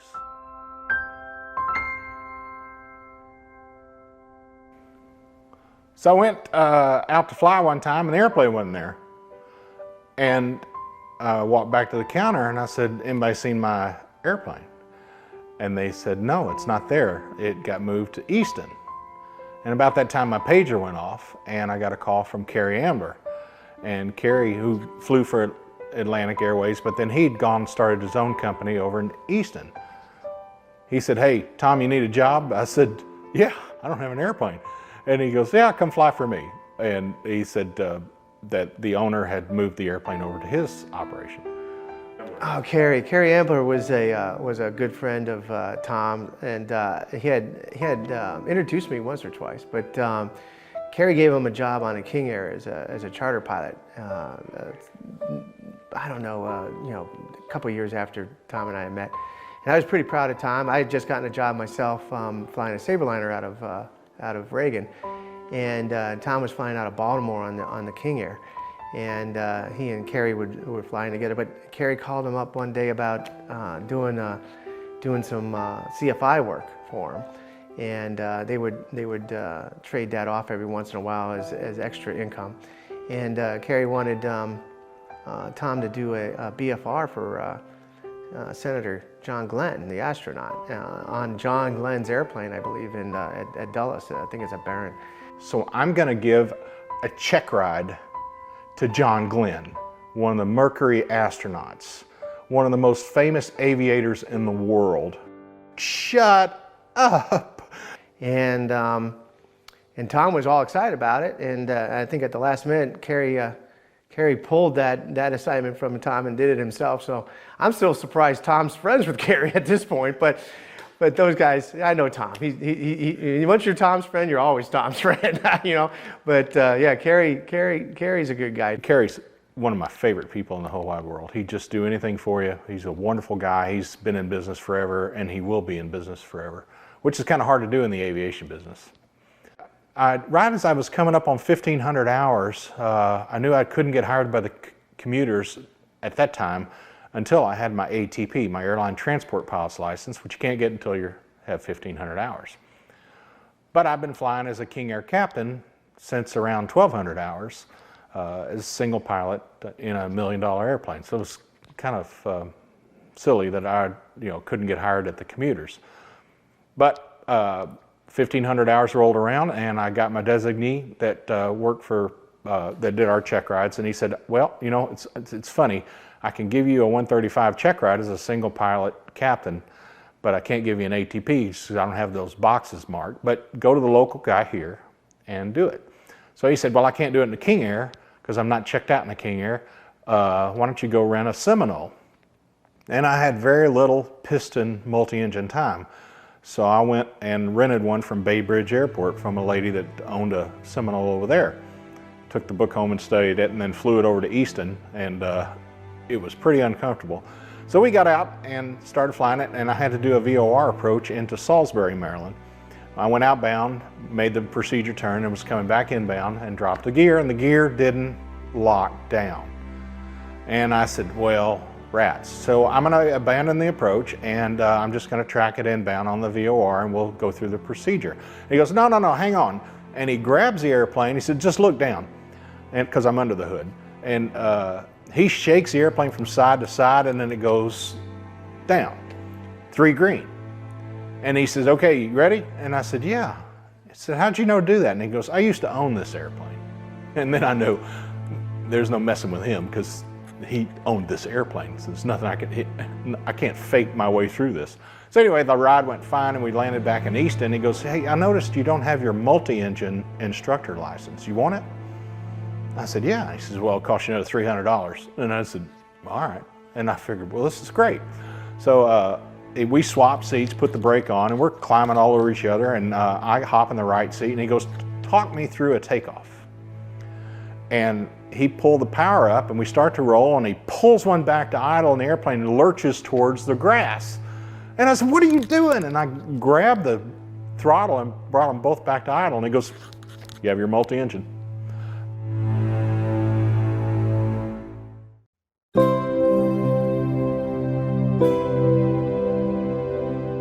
I got 2 interviews. I got an interview with American Eagle, so I flew down to Dallas, and when I came back, I had an interview with United Express. And United Express was out of Washington Dulles. Eagle was out of Dallas. So it was a pretty easy decision. I got offered jobs to both as soon as I got my ATP, and took the job at Atlantic Coast Airlines. Great company. Oh, it was wonderful. I mean, it was like a family. Matter of fact, however many years later, it's still, we have a Facebook page, and everybody puts stuff on it about what they did and pictures. And so I've got some really cool Brasilia pictures that people have posted from their archives. And I remember being one of the first pilots to fly out there on a Brasilia. I was a Brasilia first officer then. And we deadhead, well, we didn't deadhead, we ferried an Brasilia out to Knoxville. And then we flew one of the very first flights of Atlantic Coast Airlines. Back then it was still West Air. So I was flying a Jetstream J32. This J32, which oddly enough I still remember the maximum takeoff weight, 16,204 pounds, and that's the only airplane I remember numbers on, not even the one I'm currently flying, was a great little airplane built like a tank by British Aerospace. And we flew it. We had no autopilot, we had no flight attendant, and we had no lavatory, so bladder management was a key part of the job. I went through training, went through operational experience, and then I was released to the line.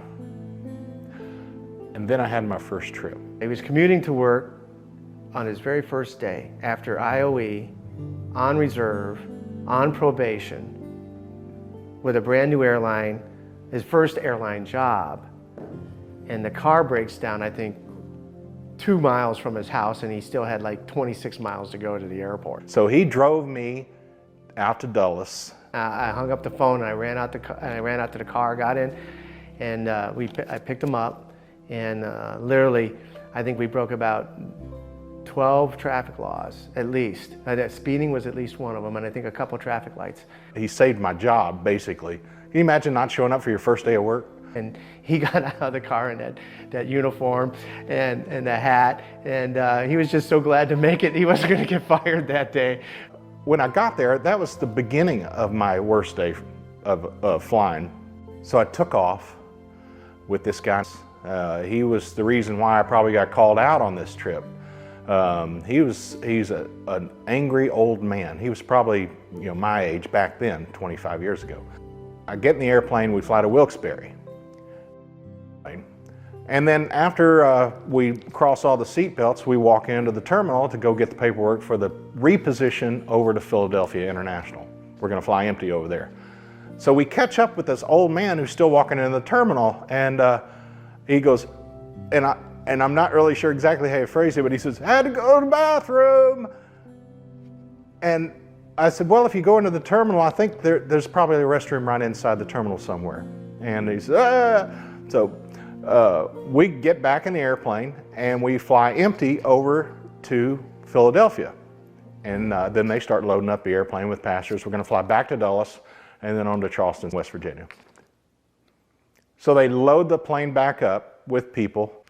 All of a sudden I hear this scream, "Ah, damn it!" And I turn around and this lady is standing up and she's in a blue dress, businesswoman, and she's looking back behind her, and she turned around and I can see that her bottom was wet. Well, apparently that guy had peed in the seat, that old man. And I said, "Oh my gosh." So it's over at me and he goes, "Go take care of it." And I said, "Fine." So I go back there and said, "Ma'am, oh my gosh, what happened?" She goes, "Somebody peed in my seat." And I said, "Oh, well, we'll do whatever we can. We'll see if I can get another seat for you." And of course the plane's full. So I run outside and I run underneath and I walk. I don't even know where I'm going because I've never been to this terminal before. I'm brand new. So I run in, and it was maintenance area, and I said, do you guys have any seat cushions for a Jetstream? He goes, yeah, right. And I said, well, I need something. The plane's full. This lady has sat in some urine, and we need to cover the seat with anything. So he cut a piece of tarp and put holes in it for the seat belts and laid this tarp over 2 seats. And it took him about 10 minutes, and she is fit to be tied. Oh, I would be too. So we fly back there, and she's complaining the whole way. And I said, oh man. And he's mad at me because we'd crossed the seats and I didn't see it. But he's just, he's beyond mad at me. And I didn't see it. I don't even know if I crossed those seats, if he did. But anyway, we get to Dulles, and I said, ma'am, if you'll just remain on board, we've already called ahead, which we had, and said we'll have a service agent come to help you in any way possible. Well, she was on her way to Paris that night.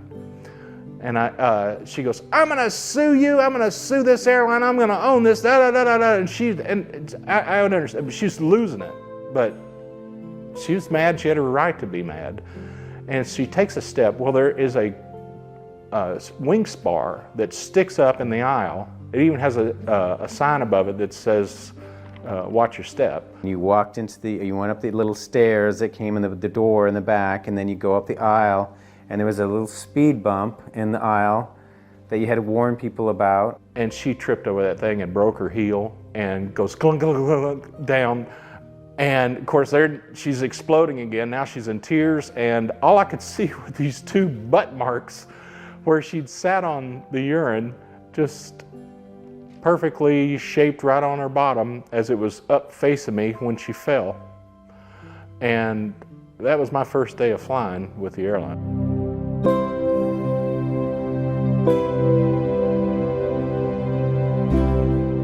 I was in Buffalo, and we were in the Jetstream 3200, and we had our DV windows open. And I do again think it was in April, and it was a little breezy. And I pulled out the departure chart from our jet books, because we were ready to depart. I believe the passengers were loaded. We were strapped in. And for whatever reason, the wind had caught the chart, and it started to dance around in front of my face, and it went right out the DV window.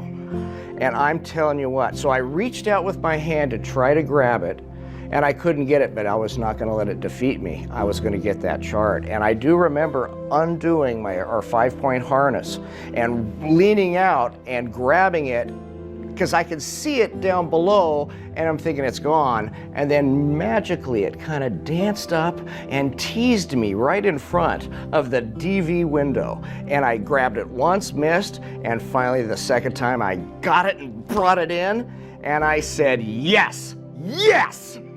And it was so satisfying. It was just one of the victories I had in life. Wonderful. The animators at Pool Room Studios have spared no expense in recreating this incredible freak event in nature.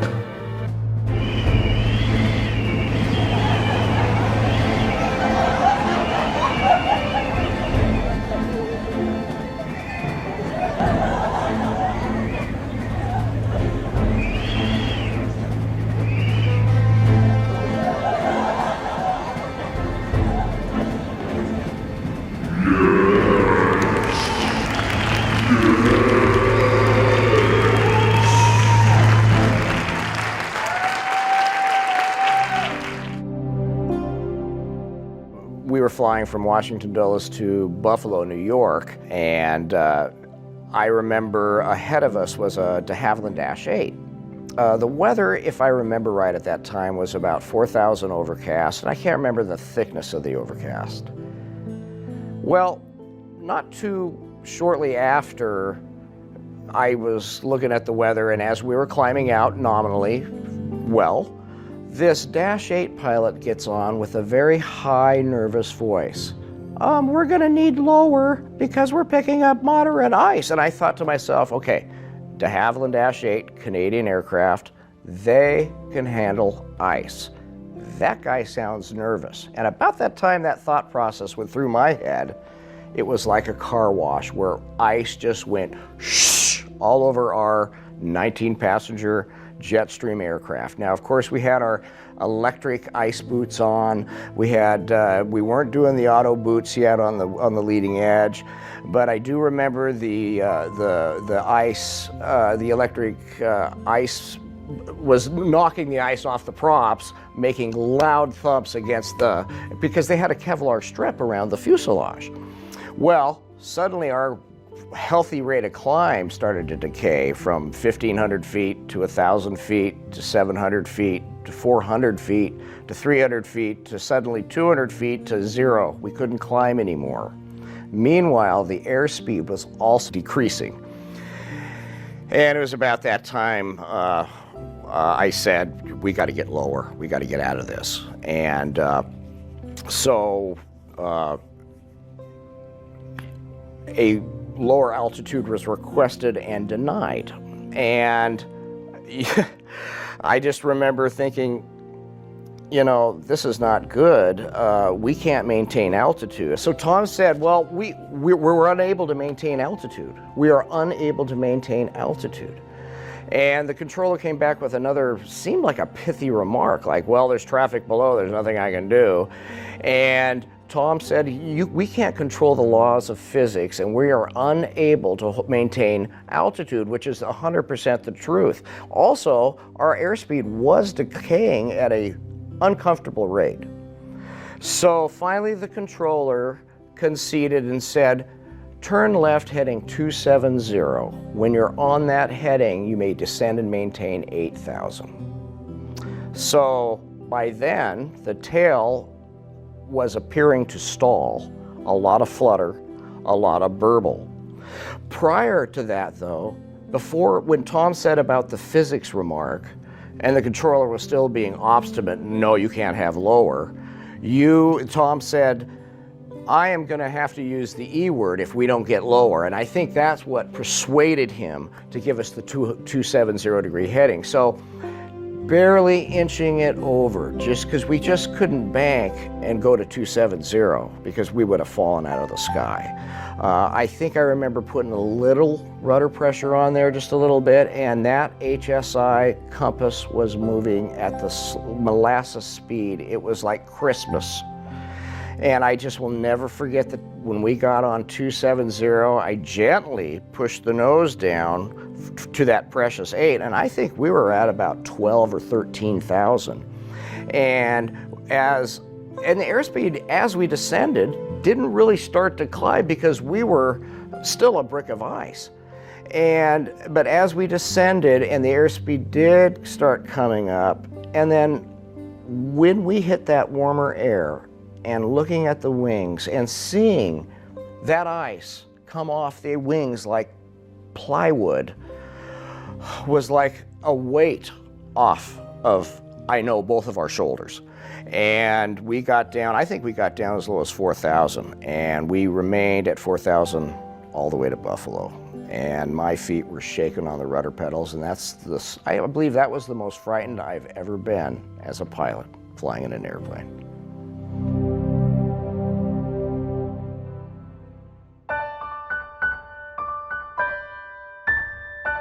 After I just got off probation at Atlantic Coast Airlines, they offered a big bid for upgrades.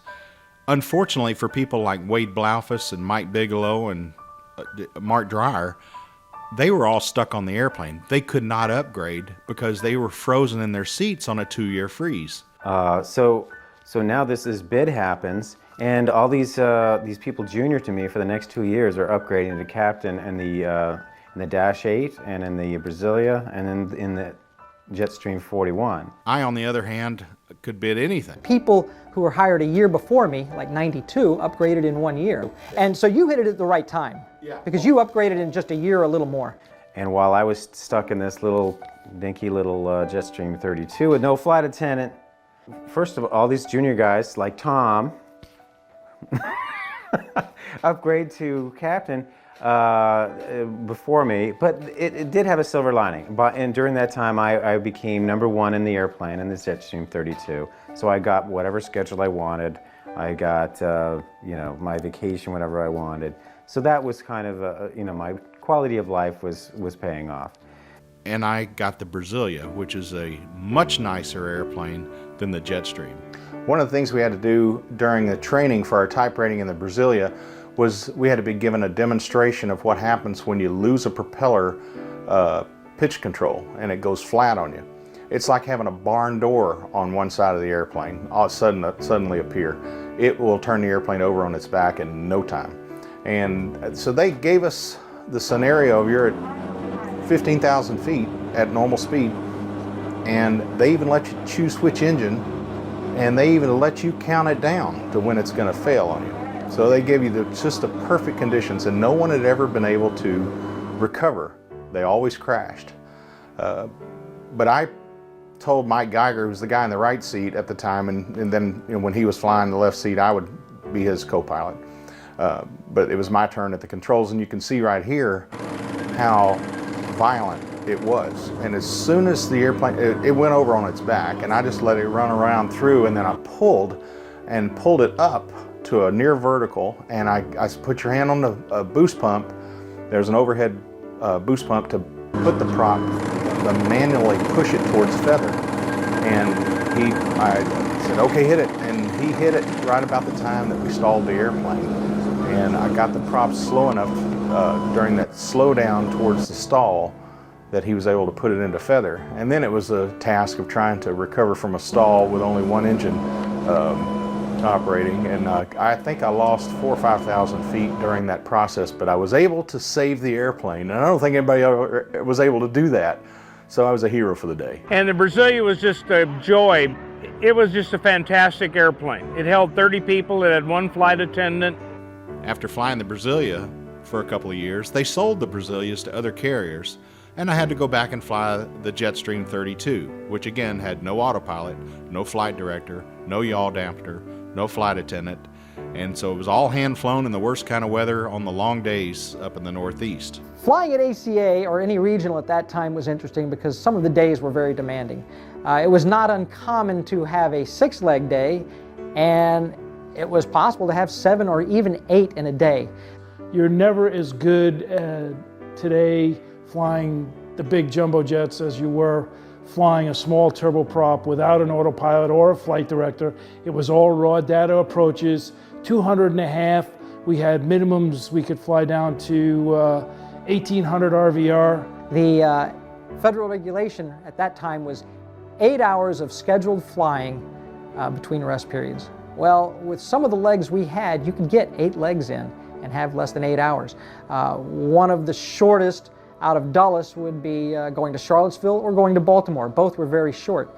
Yeah, flying in the Northeast was a real eye-opener because we were flying in Southern California, and except in the wintertime, it's beautiful VFR all the time, except for maybe the scud layer that comes to the coast.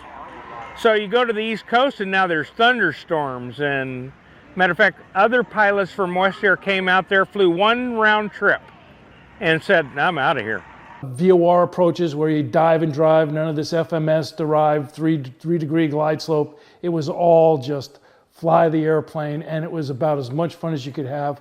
There was no autopilot, so you got really good at figuring out pitch and power settings and trim settings and just letting the airplane go. One day, Tom and I had a full day, 8 legs, back and forth to Charlottesville, and the weather was down low, but that's what we thrive on, so we're doing that. However, after 6 legs, it's getting a little old, making approaches to minimums. And the 8th leg in particular, it's now night. We've had a long day. You can't help but be a little bit tired. We're in the soup, it's dark. As we're coming in, all of a sudden, without any warning, there is a bright bolt of lightning. Or at least that's what we thought. But there wasn't any weather around. Well, in those days, we didn't have a door separating us from the passengers. Some planes did have a rudimentary door, but most of our J-32s had a curtain. And it was not made of Kevlar. It offered no protection. And passengers could come up. We often left the curtain open just so people could have a look. We figured if you're going to have to fly the J-32 as a passenger, you might as well get a look up into the front office. Well, during this particular flight, a Japanese passenger, fulfilling the stereotype of loving their cameras, came up and had decided to take a picture of the approach right over our shoulders with a flash camera. That was the lightning we saw. And Tom and I were both temporarily blinded. We ended up having to go around because of that. And after we landed, Tom had taken the camera from the guy and forcefully told him to go back to his seat, which he did obey. There's a universal language when you have that look on your face. The guy knew that he better go back. We got on the ground, we parked. Now Tom returned the camera to the gentleman and told him, get this developed, and when you show that picture to your friends, which by the way, will not be as good as you're hoping, because you're going to see a lot of light reflecting off the windows.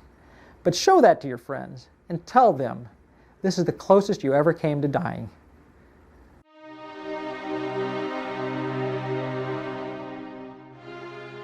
So we had a bad night one night. Tom and I were in the J-32 out on the Bravo ramp, which was an interesting configuration at Dulles. What is now, I think, the C or D terminal, the D terminal, I suppose. I'm not really clear on it, but there used to be a large parking area, and we had so many turboprops that we stationed a lot of them out there on what we called the Bravo ramp, which had very rudimentary facilities. We had a small shack where we could go use a bathroom. I think maybe there was a vending machine. But in large part, if you were on the Bravo ramp, you were out in no man's land. So we were out there between flights, and there was a couple of hours between flights, and we elected to just kill our time out there.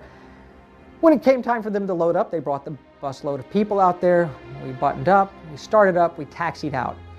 And as I recall, this was just after nightfall. And when we get out there, it's not like we're the only plane out there. A 727 takes the runway before us. He's launched, he goes off, we're cleared into position and hold. Now it's called line up and wait. So position and hold, we're cleared for takeoff. We roll down 19 left, get airborne.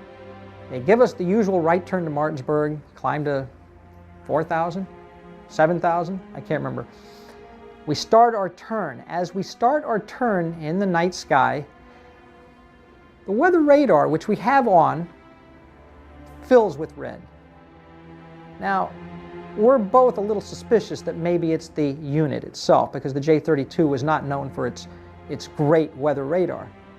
But still, Tom looked at this screen full of red and asked the controller if we could get a heading or if he was painting any weather out there. Right about then, all hell broke loose in the cockpit. Now this was my leg, I'm flying, but remember it is no autopilot, so we're hand flying. We hit the worst turbulence I've ever experienced in my life. Now the FAA ranks turbulence, if you look at the Airman's Information Manual, I think they have light, moderate, heavy. Is it heavy or severe? And then the last one, which you never see, is extreme. This was extreme. The plane was almost out of control. The instruments were shaking so much I couldn't make out a thing on the front. I could get a vague idea of whether we were, right side up or not, looking at the artificial horizon. And that was my thought. Don't let it get inverted. So there was no rain, no hail, no lightning, 50-degree day all day long, drizzle, and to this day I've never experienced anything as bad as that. It got so bad, the airspeed was varying between stick shaker and VMO, the overspeed warning. So we'd get the stick shaker, the airspeed would go up, we'd get the overspeed, back to stick shaker, and I think that excursion happened 3 times. Papers were flying around the cockpit. During this time, I told Tom, you've got the throttles. I needed 2 hands on the wheel. And he took the throttles, and we continued. And I remember another thought was, I hope this is the worst part. Because if it gets much worse, we're in real trouble. I don't know how long we were in that, but it felt like an eternity. It was probably, honestly, it was probably only a couple of minutes. But we got through the worst of it. We advised them, the departure controller, what had just happened.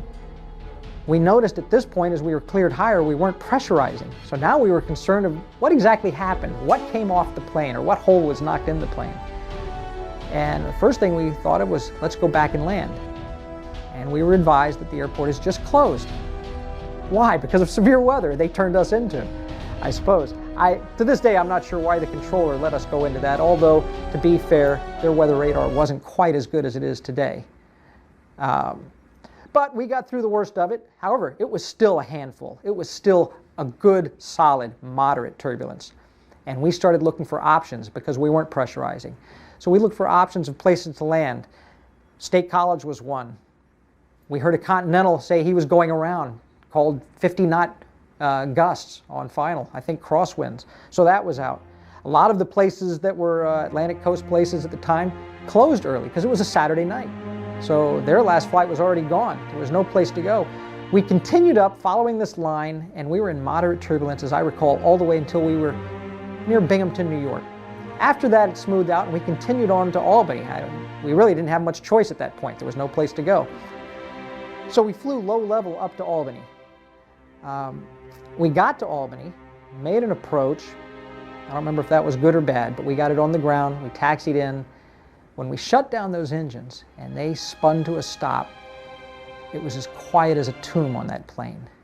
And we turned around and looked at our 19 passengers, and they all had that 1,000-yard stare. I am sure they thought that that was it for them, because up front, we weren't too sure.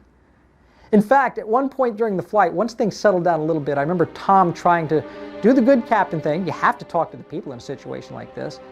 What do you say to the people? Tom tried to reassure them by giving a little bit of our backgrounds, which I don't know if it was that reassuring or not, but he talked about between the two of us, I think we had close to 10,000 hours at the time, whatever it was some big number. You know, gave them our background, so they knew Tom was from the Air Force Academy, I was from Duke, so at least it was two smart people who were going to kill him, you know. I'm sure that was reassuring. But when we got to Albany, those people were not happy, and it took a while before the first person actually got up from the seat to get off the plane. They all got off. Tom and I, of course, were shaken up. We went to the hotel. We were way too keyed up to sleep. We had declared an emergency, so the FAA met us there.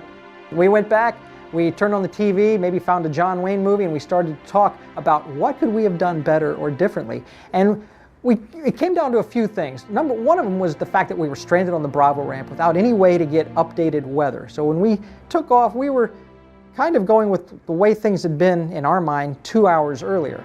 But also, I remember before we left, I think you stopped by Ops at Albany, and you looked and you saw some PIREPs. There was a J-41 that had made a PIREP about an uncontrollable loss of altitude on approach into Dulles. I can't remember how much, like from 9,000 to 7,000 feet or something. They lost 2,000 feet, I think, if I'm recalling that correctly. We didn't hear anything about that for quite a while, but one of the passengers apparently wrote a letter to United, and not a nice one. They were saying that, you know, their life was in jeopardy. They had almost been killed on one of our flights. That took a while to filter through from United to ACA, but ultimately we did get a call just asking what was with this flight, and we recounted it. It never went anywhere. Neither one of us had anything come of that, but it was a little disturbing.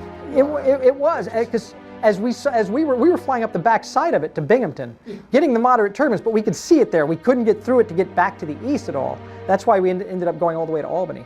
Yeah, we saw it all the way to Binghamton. The controller called me up a couple weeks later and apologized. He must have called the company and gotten my phone number and called me down in Raleigh. I'd moved to Raleigh, and said he'd had a couple weeks off at the beach to think about what he'd done to us. Apparently he didn't have time to update the ATIS. This thing was coming in so fast, and they thought they'd get a couple more airplanes out. Well, that made such an impression on me, and it wasn't long after that that Tom went off to Northwest. And as a kind of a parting gift, and congratulations for getting hired, I had a model of the J-32 made with that tail number, 495 UE. That's it, I believe. And I had a little plate put on there. It said November 11th, 1995, a flight to remember, Captain Tom Sylvester, First Officer Steve Sater. And that's all I had on there. And I knew that it would mean something to Tom, because it certainly meant something to me. But that, to this day, is the worst turbulence I've ever been in, and for that reason, I give red a wide margin anytime I'm in the air. That will never happen to me again if I have anything to say about it.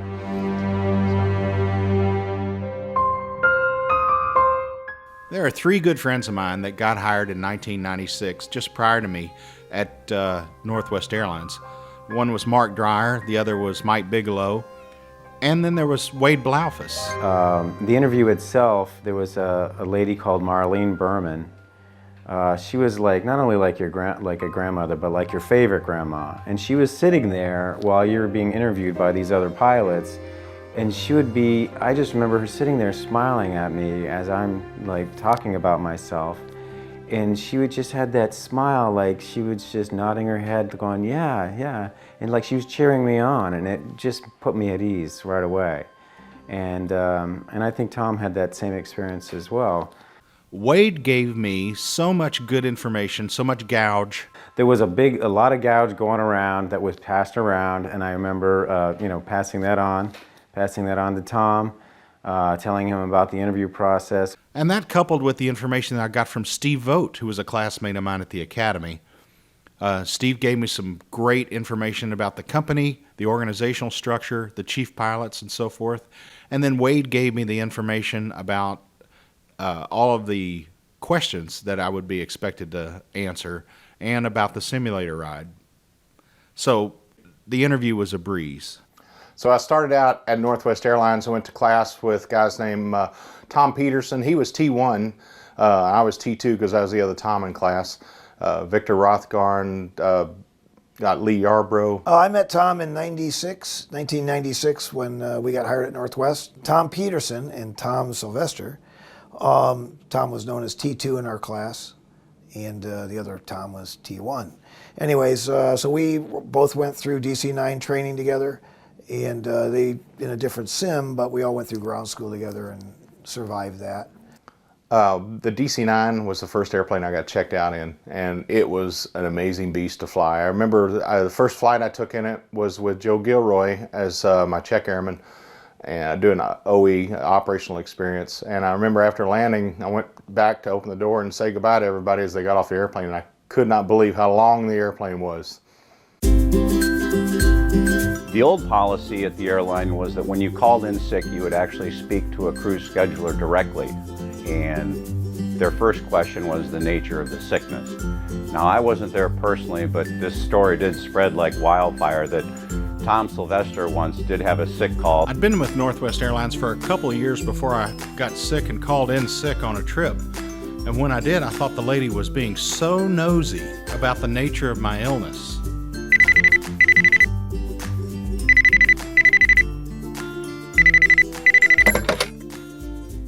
Crew scheduling. Ruth.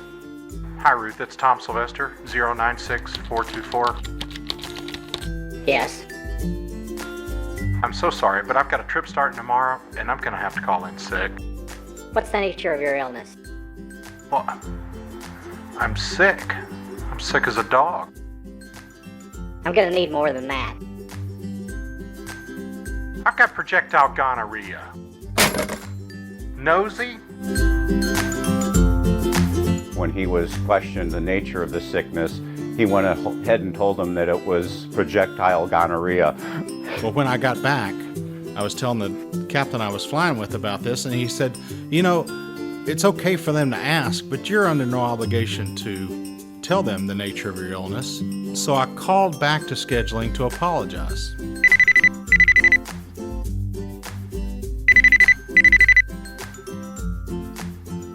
Crew scheduling, Lester. Hi, Lester. It's Tom Sylvester, 096424.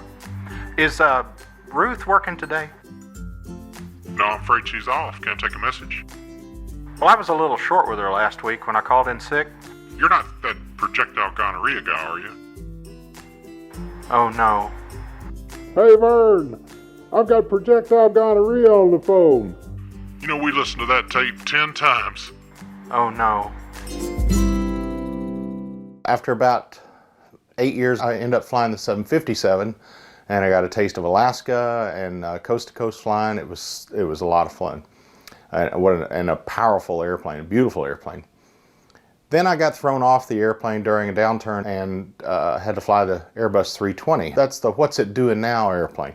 It turned out to be a very nice airplane, very comfortable airplane, and once you figured out how the computers in the Airbus worked, it was pretty reasonable and rational. From there, I flew the Airbus 330, which is a much larger airplane. It's a true wide-body airplane, and it went all over the place. I went to Paris, went to Athens, went to Tel Aviv, went to Rome, England, Japan in it, all over the place.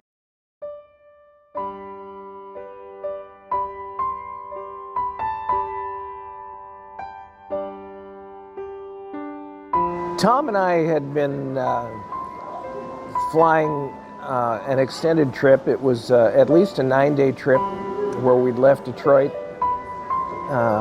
for Amsterdam, and after several crossings, we left Amsterdam, headed for Mumbai, had a lengthy RON, a layover, and the first week of May in 2009, we were departing just after midnight, and interestingly, after midnight in Mumbai in May, the temperature's still over 100 degrees. Runway 27 had been shortened by about 1,000 feet for construction, and we had 9,000 feet available for takeoff. And because I'd flown with Tom before, I had no difficulty letting him make the takeoff even though we departed at max gross weight. Dan Caldwell was a previous Eastern Airlines pilot, very experienced on the jump seat, and it turns out that would be a great asset as the flight progressed. Just as we rotated on runway 27 in Mumbai, we got airborne, and Tom called for gear up, and as I reached out to retract the landing gear, I thought somebody had discharged a double-barrel shotgun just in the vicinity of his seat, maybe under his seat even. In all honesty, it scared the hell out of all of us.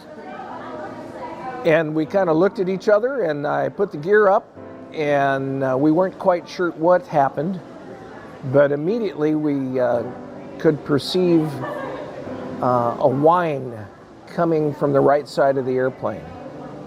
What it was, we weren't exactly sure. Tom continued to fly. So on the climb out, it flies great on one engine. We pulled the power back to idle. We didn't shut it off because you never know when you just might need it, and let the engine eat itself. But we pulled it back because it was so loud that we could barely hear ourselves think. I declared an emergency, and we began a right turn to a right downwind and leveled the airplane off at 3,000 feet. On the downwind, I reached up and grabbed the thrust levers and retracted them, and I could see that the engine parameters were symmetrical, but the frequency of the whine was reduced as we reduced the thrust. I pretty much was convinced that the problem was a bird strike in the right engine. So we didn't think we had a really serious problem other than the fact that we'd be landing at max gross weight. That's max gross takeoff weight above max landing weight on a shortened runway, 9,000 feet. Still more than adequate, but potential for hot brakes and potential for an emergency evacuation. We alerted the flight attendants. I got Dan working with us. The guy in the jump seat had already made a call via SATCOM to the company back in Atlanta, and he had also called the flight attendants, said prepare for an emergency landing. Meanwhile, Bill Emmer was running all the checklists, the overweight landing checklist, the engine out checklist, what to do on a go around on one engine, the approach speeds, looking up the numbers. I mean, he was busy. So everybody was busy but me. I was just flying the airplane. He went through the overweight landing procedure, and then I quickly briefed the crew, the pilots, and I'm a longtime instructor pilot, and years ago decided that the best way to handle abnormal situations and emergencies was to take advantage of the talent in the cockpit if it was there, and it certainly was today. And I could best manage the situation by having Tom make the landing. So here's the situation. We're going to land 100 and something thousand pounds over max landing weight.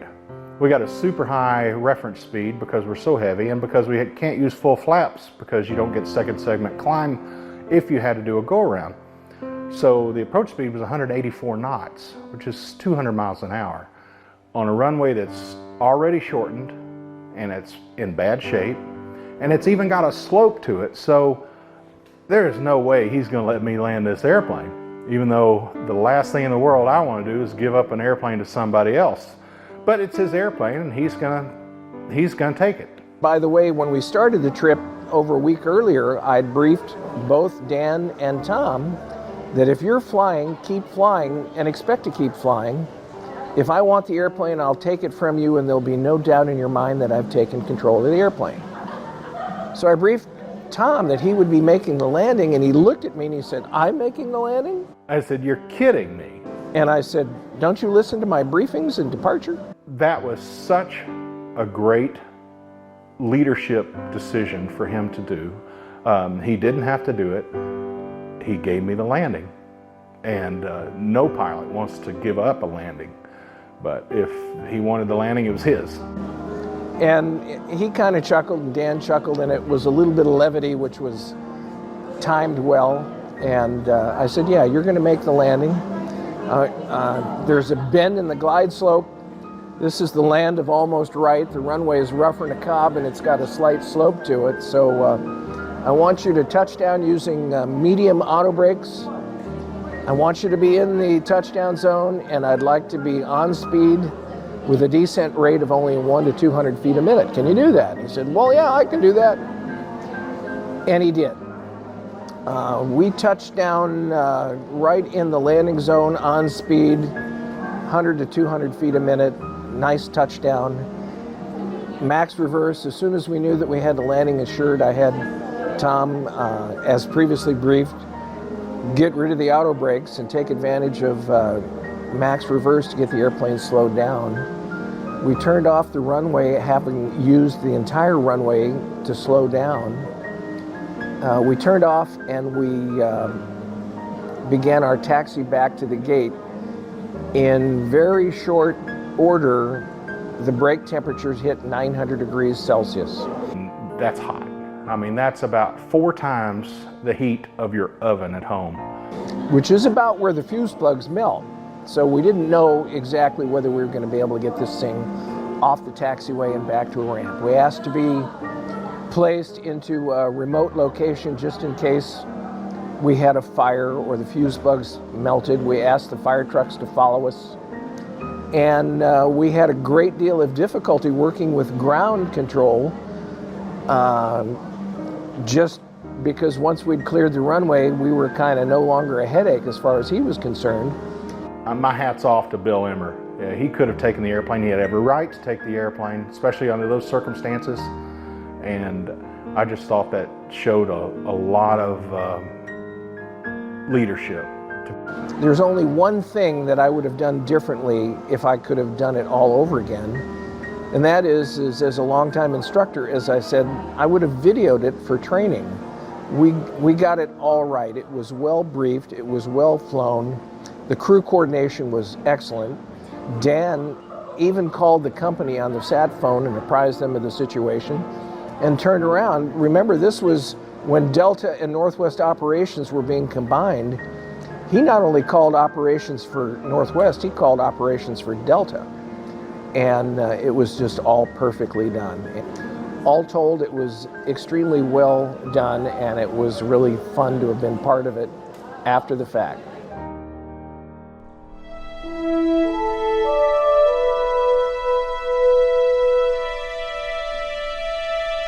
And then I got on to the 747. And that is the Cadillac of the skies. It's the most recognizable airplane in the world.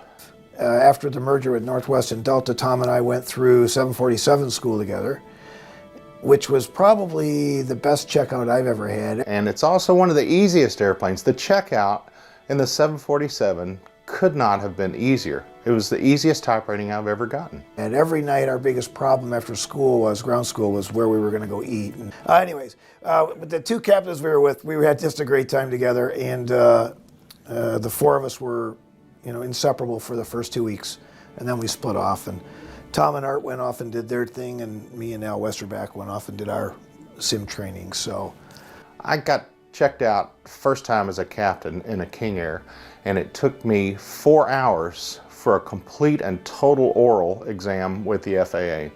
I think it was because the examiner didn't really want me flying as a solo captain at 1,200 hours total time flying $1 million airplane.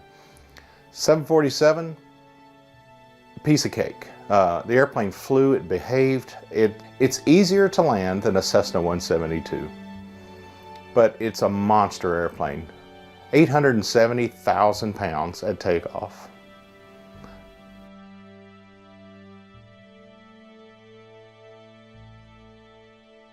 His love for aviation is much deeper than most people I've ever seen. And it's great to be around. It's very inspiring. It's kept me in aviation all these years just because he was my neighbor once. Well, you know, aviation is something that almost everybody gets in their blood from the very first day. Supposedly my first word was airplane. And I think what did it for me was watching the landing gear of a Beach Bonanza retract into its belly. And there was something final about it, something that was just separating me from the ground watching that. And I knew at that point in my life, that's where I wanted to be. And I know Tom wanted to be like that because we talk about the same stuff. You cannot explain it to somebody, you just get it. And I'm as excited as you are, Jill, to find out how Tom went from becoming an Air Force officer to now to an airline pilot. So that would be an exciting story to hear. The joy of flight, whether you're flying a Cub or a 747, is still the same. I have that same Cheshire Cat grin rolling down the runway, whether I'm flying a small Cessna or a 767. And so it's exciting to look back at this after all these years to see Tom with as many hours as he's gotten. He's been living his dream, and I got to tell you, I'm envious. Having a career in aviation, it's just beyond fun. My neighbors don't understand it. They're like, how do you go and do this? Tom and I have a very similar path to the aviation. We both got in a technical route, and Tom got into aviation early. I got into it late, but there's a path for those that are going to get into aviation. I don't care where you start. You can be a farm boy in Iowa, or you can be inner city youth in Chicago, but if it's in your DNA, you're going to find, like a moth to a flame, you're going to get into aviation. When I was a kid, I grew up with a father in the advertising business who did aviation advertising. So I grew up with Flying Magazine, Air Combat Magazine, every flying trade publication you could imagine on the hearth in my house. When I was 18, February 1977, my parents gave me this little logbook, and they said that you might like to enjoy flying. And at the time, I actually was wrestling between engineering school and flying, and so there was a chance to do something I wanted to do as more of a hobby, and then maybe go on to engineering school and make a living one day. Once bitten by the aviation bug, it's really hard to get it out of your system, and if you've never been bitten, if you've never been around aviation, it can be really hard to understand.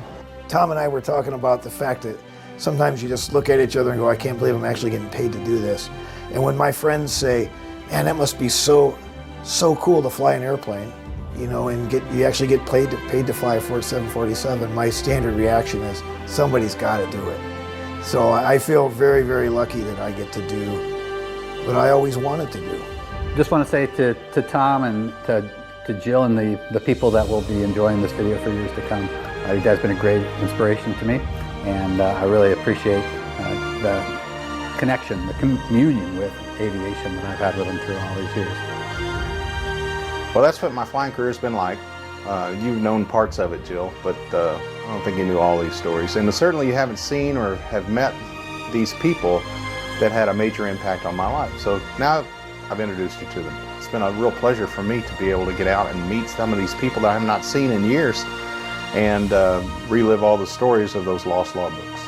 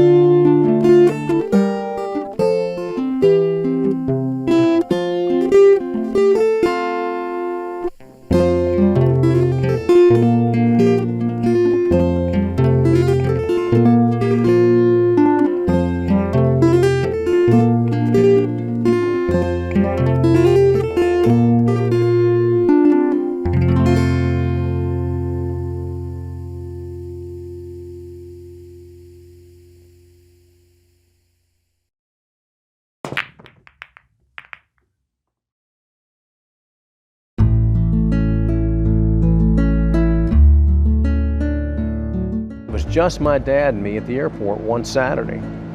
And it was in the early afternoon, and a part had come in at the bus station for an airplane that they were fixing in the shop. And I was old enough, I literally worked the intercom. I could tell a plane which way to land. We're landing to the south or the north. It was a 1836 orientation on the runway. And so he said, you know, just hold the fort down for 20 minutes. I'll be back just as quickly as I can. And he was not uncomfortable, but I could tell he didn't want to leave me there all day by myself at the airport. So he took off to head to the city of Blytheville, which was about 10 minutes away from the airport, to pick up this part. Well, no sooner had he left than the intercom lit up, and it was Blytheville intercom. This is November 2844 Quebec, and I just made that up, but I don't know what it was. And I picked up the intercom and said, November 2844 Quebec, this is Blytheville, go ahead. And he goes, yeah, he says, I'm not getting a green light on my right landing gear. Could I fly low over the tarmac and let you take a look at it and see how it looks? And I said, absolutely. I said, I'll walk out there and you fly over. And I walked out, and sure enough, here's this aircraft. And I noticed as he banked to come back over the tarmac, it was a large Beechcraft. It turned out to be a King Air. And he flew directly overhead, quite low, which I thought was fun, given my age at that point in time. And I looked keenly at his right landing gear, and it had a 90-degree orientation from the wing, looked like it was down completely, and the strut that comes out and locks looked like it was completely engaged as well. So I go back inside, you know, and I'm kind of enjoying the authority I'm having with this, you know, that I'm even at this young age, I'm providing value. And I said, November 44 Quebec, this is Blytheville. I said, it sure looks like it's down and locked to me, over.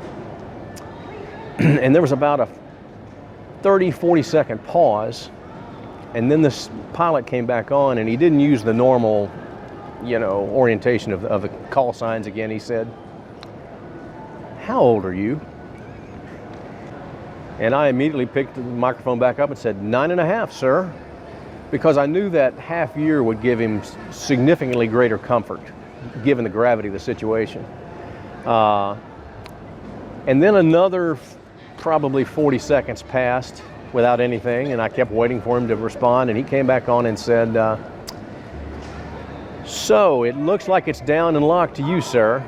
And I said, yes, sir, it sure does. And I distinctly remember looking back on it now that I was probably in a tank top and shorts and my PF flyers and whatever else. And he said, well, I'm on fumes, young man, so let's give it a shot. So he banked back around, and we were again landing to the south, and I remember walking back out in front of the small office there at the airport and watching this aircraft come in and land, and he, you know, all went well. The strut held up, and about that time, as he was touching down, my dad pulled back up into the parking lot and walked up to me and said, what's going on? And so I gave him, you know, a quick rundown of what happened, and I could see, as I was telling my dad this story, I could just see the blood falling out of his face as he understood what was going down. And he said, why don't you go back in the office for a few minutes, because by now the pilot had pulled up to the gas pump. And I kind of thought, well, did I do something wrong? I was quite proud of what I'd done. He and the pilot chatted for a few minutes, and what initially appeared to be a little bit of probably an apology tour from my dad, but ended up, the guy came back and patted me and said, you got quite a young man there. He's got a future in ATC, you know. So that's probably one of my fondest memories from being at the airport.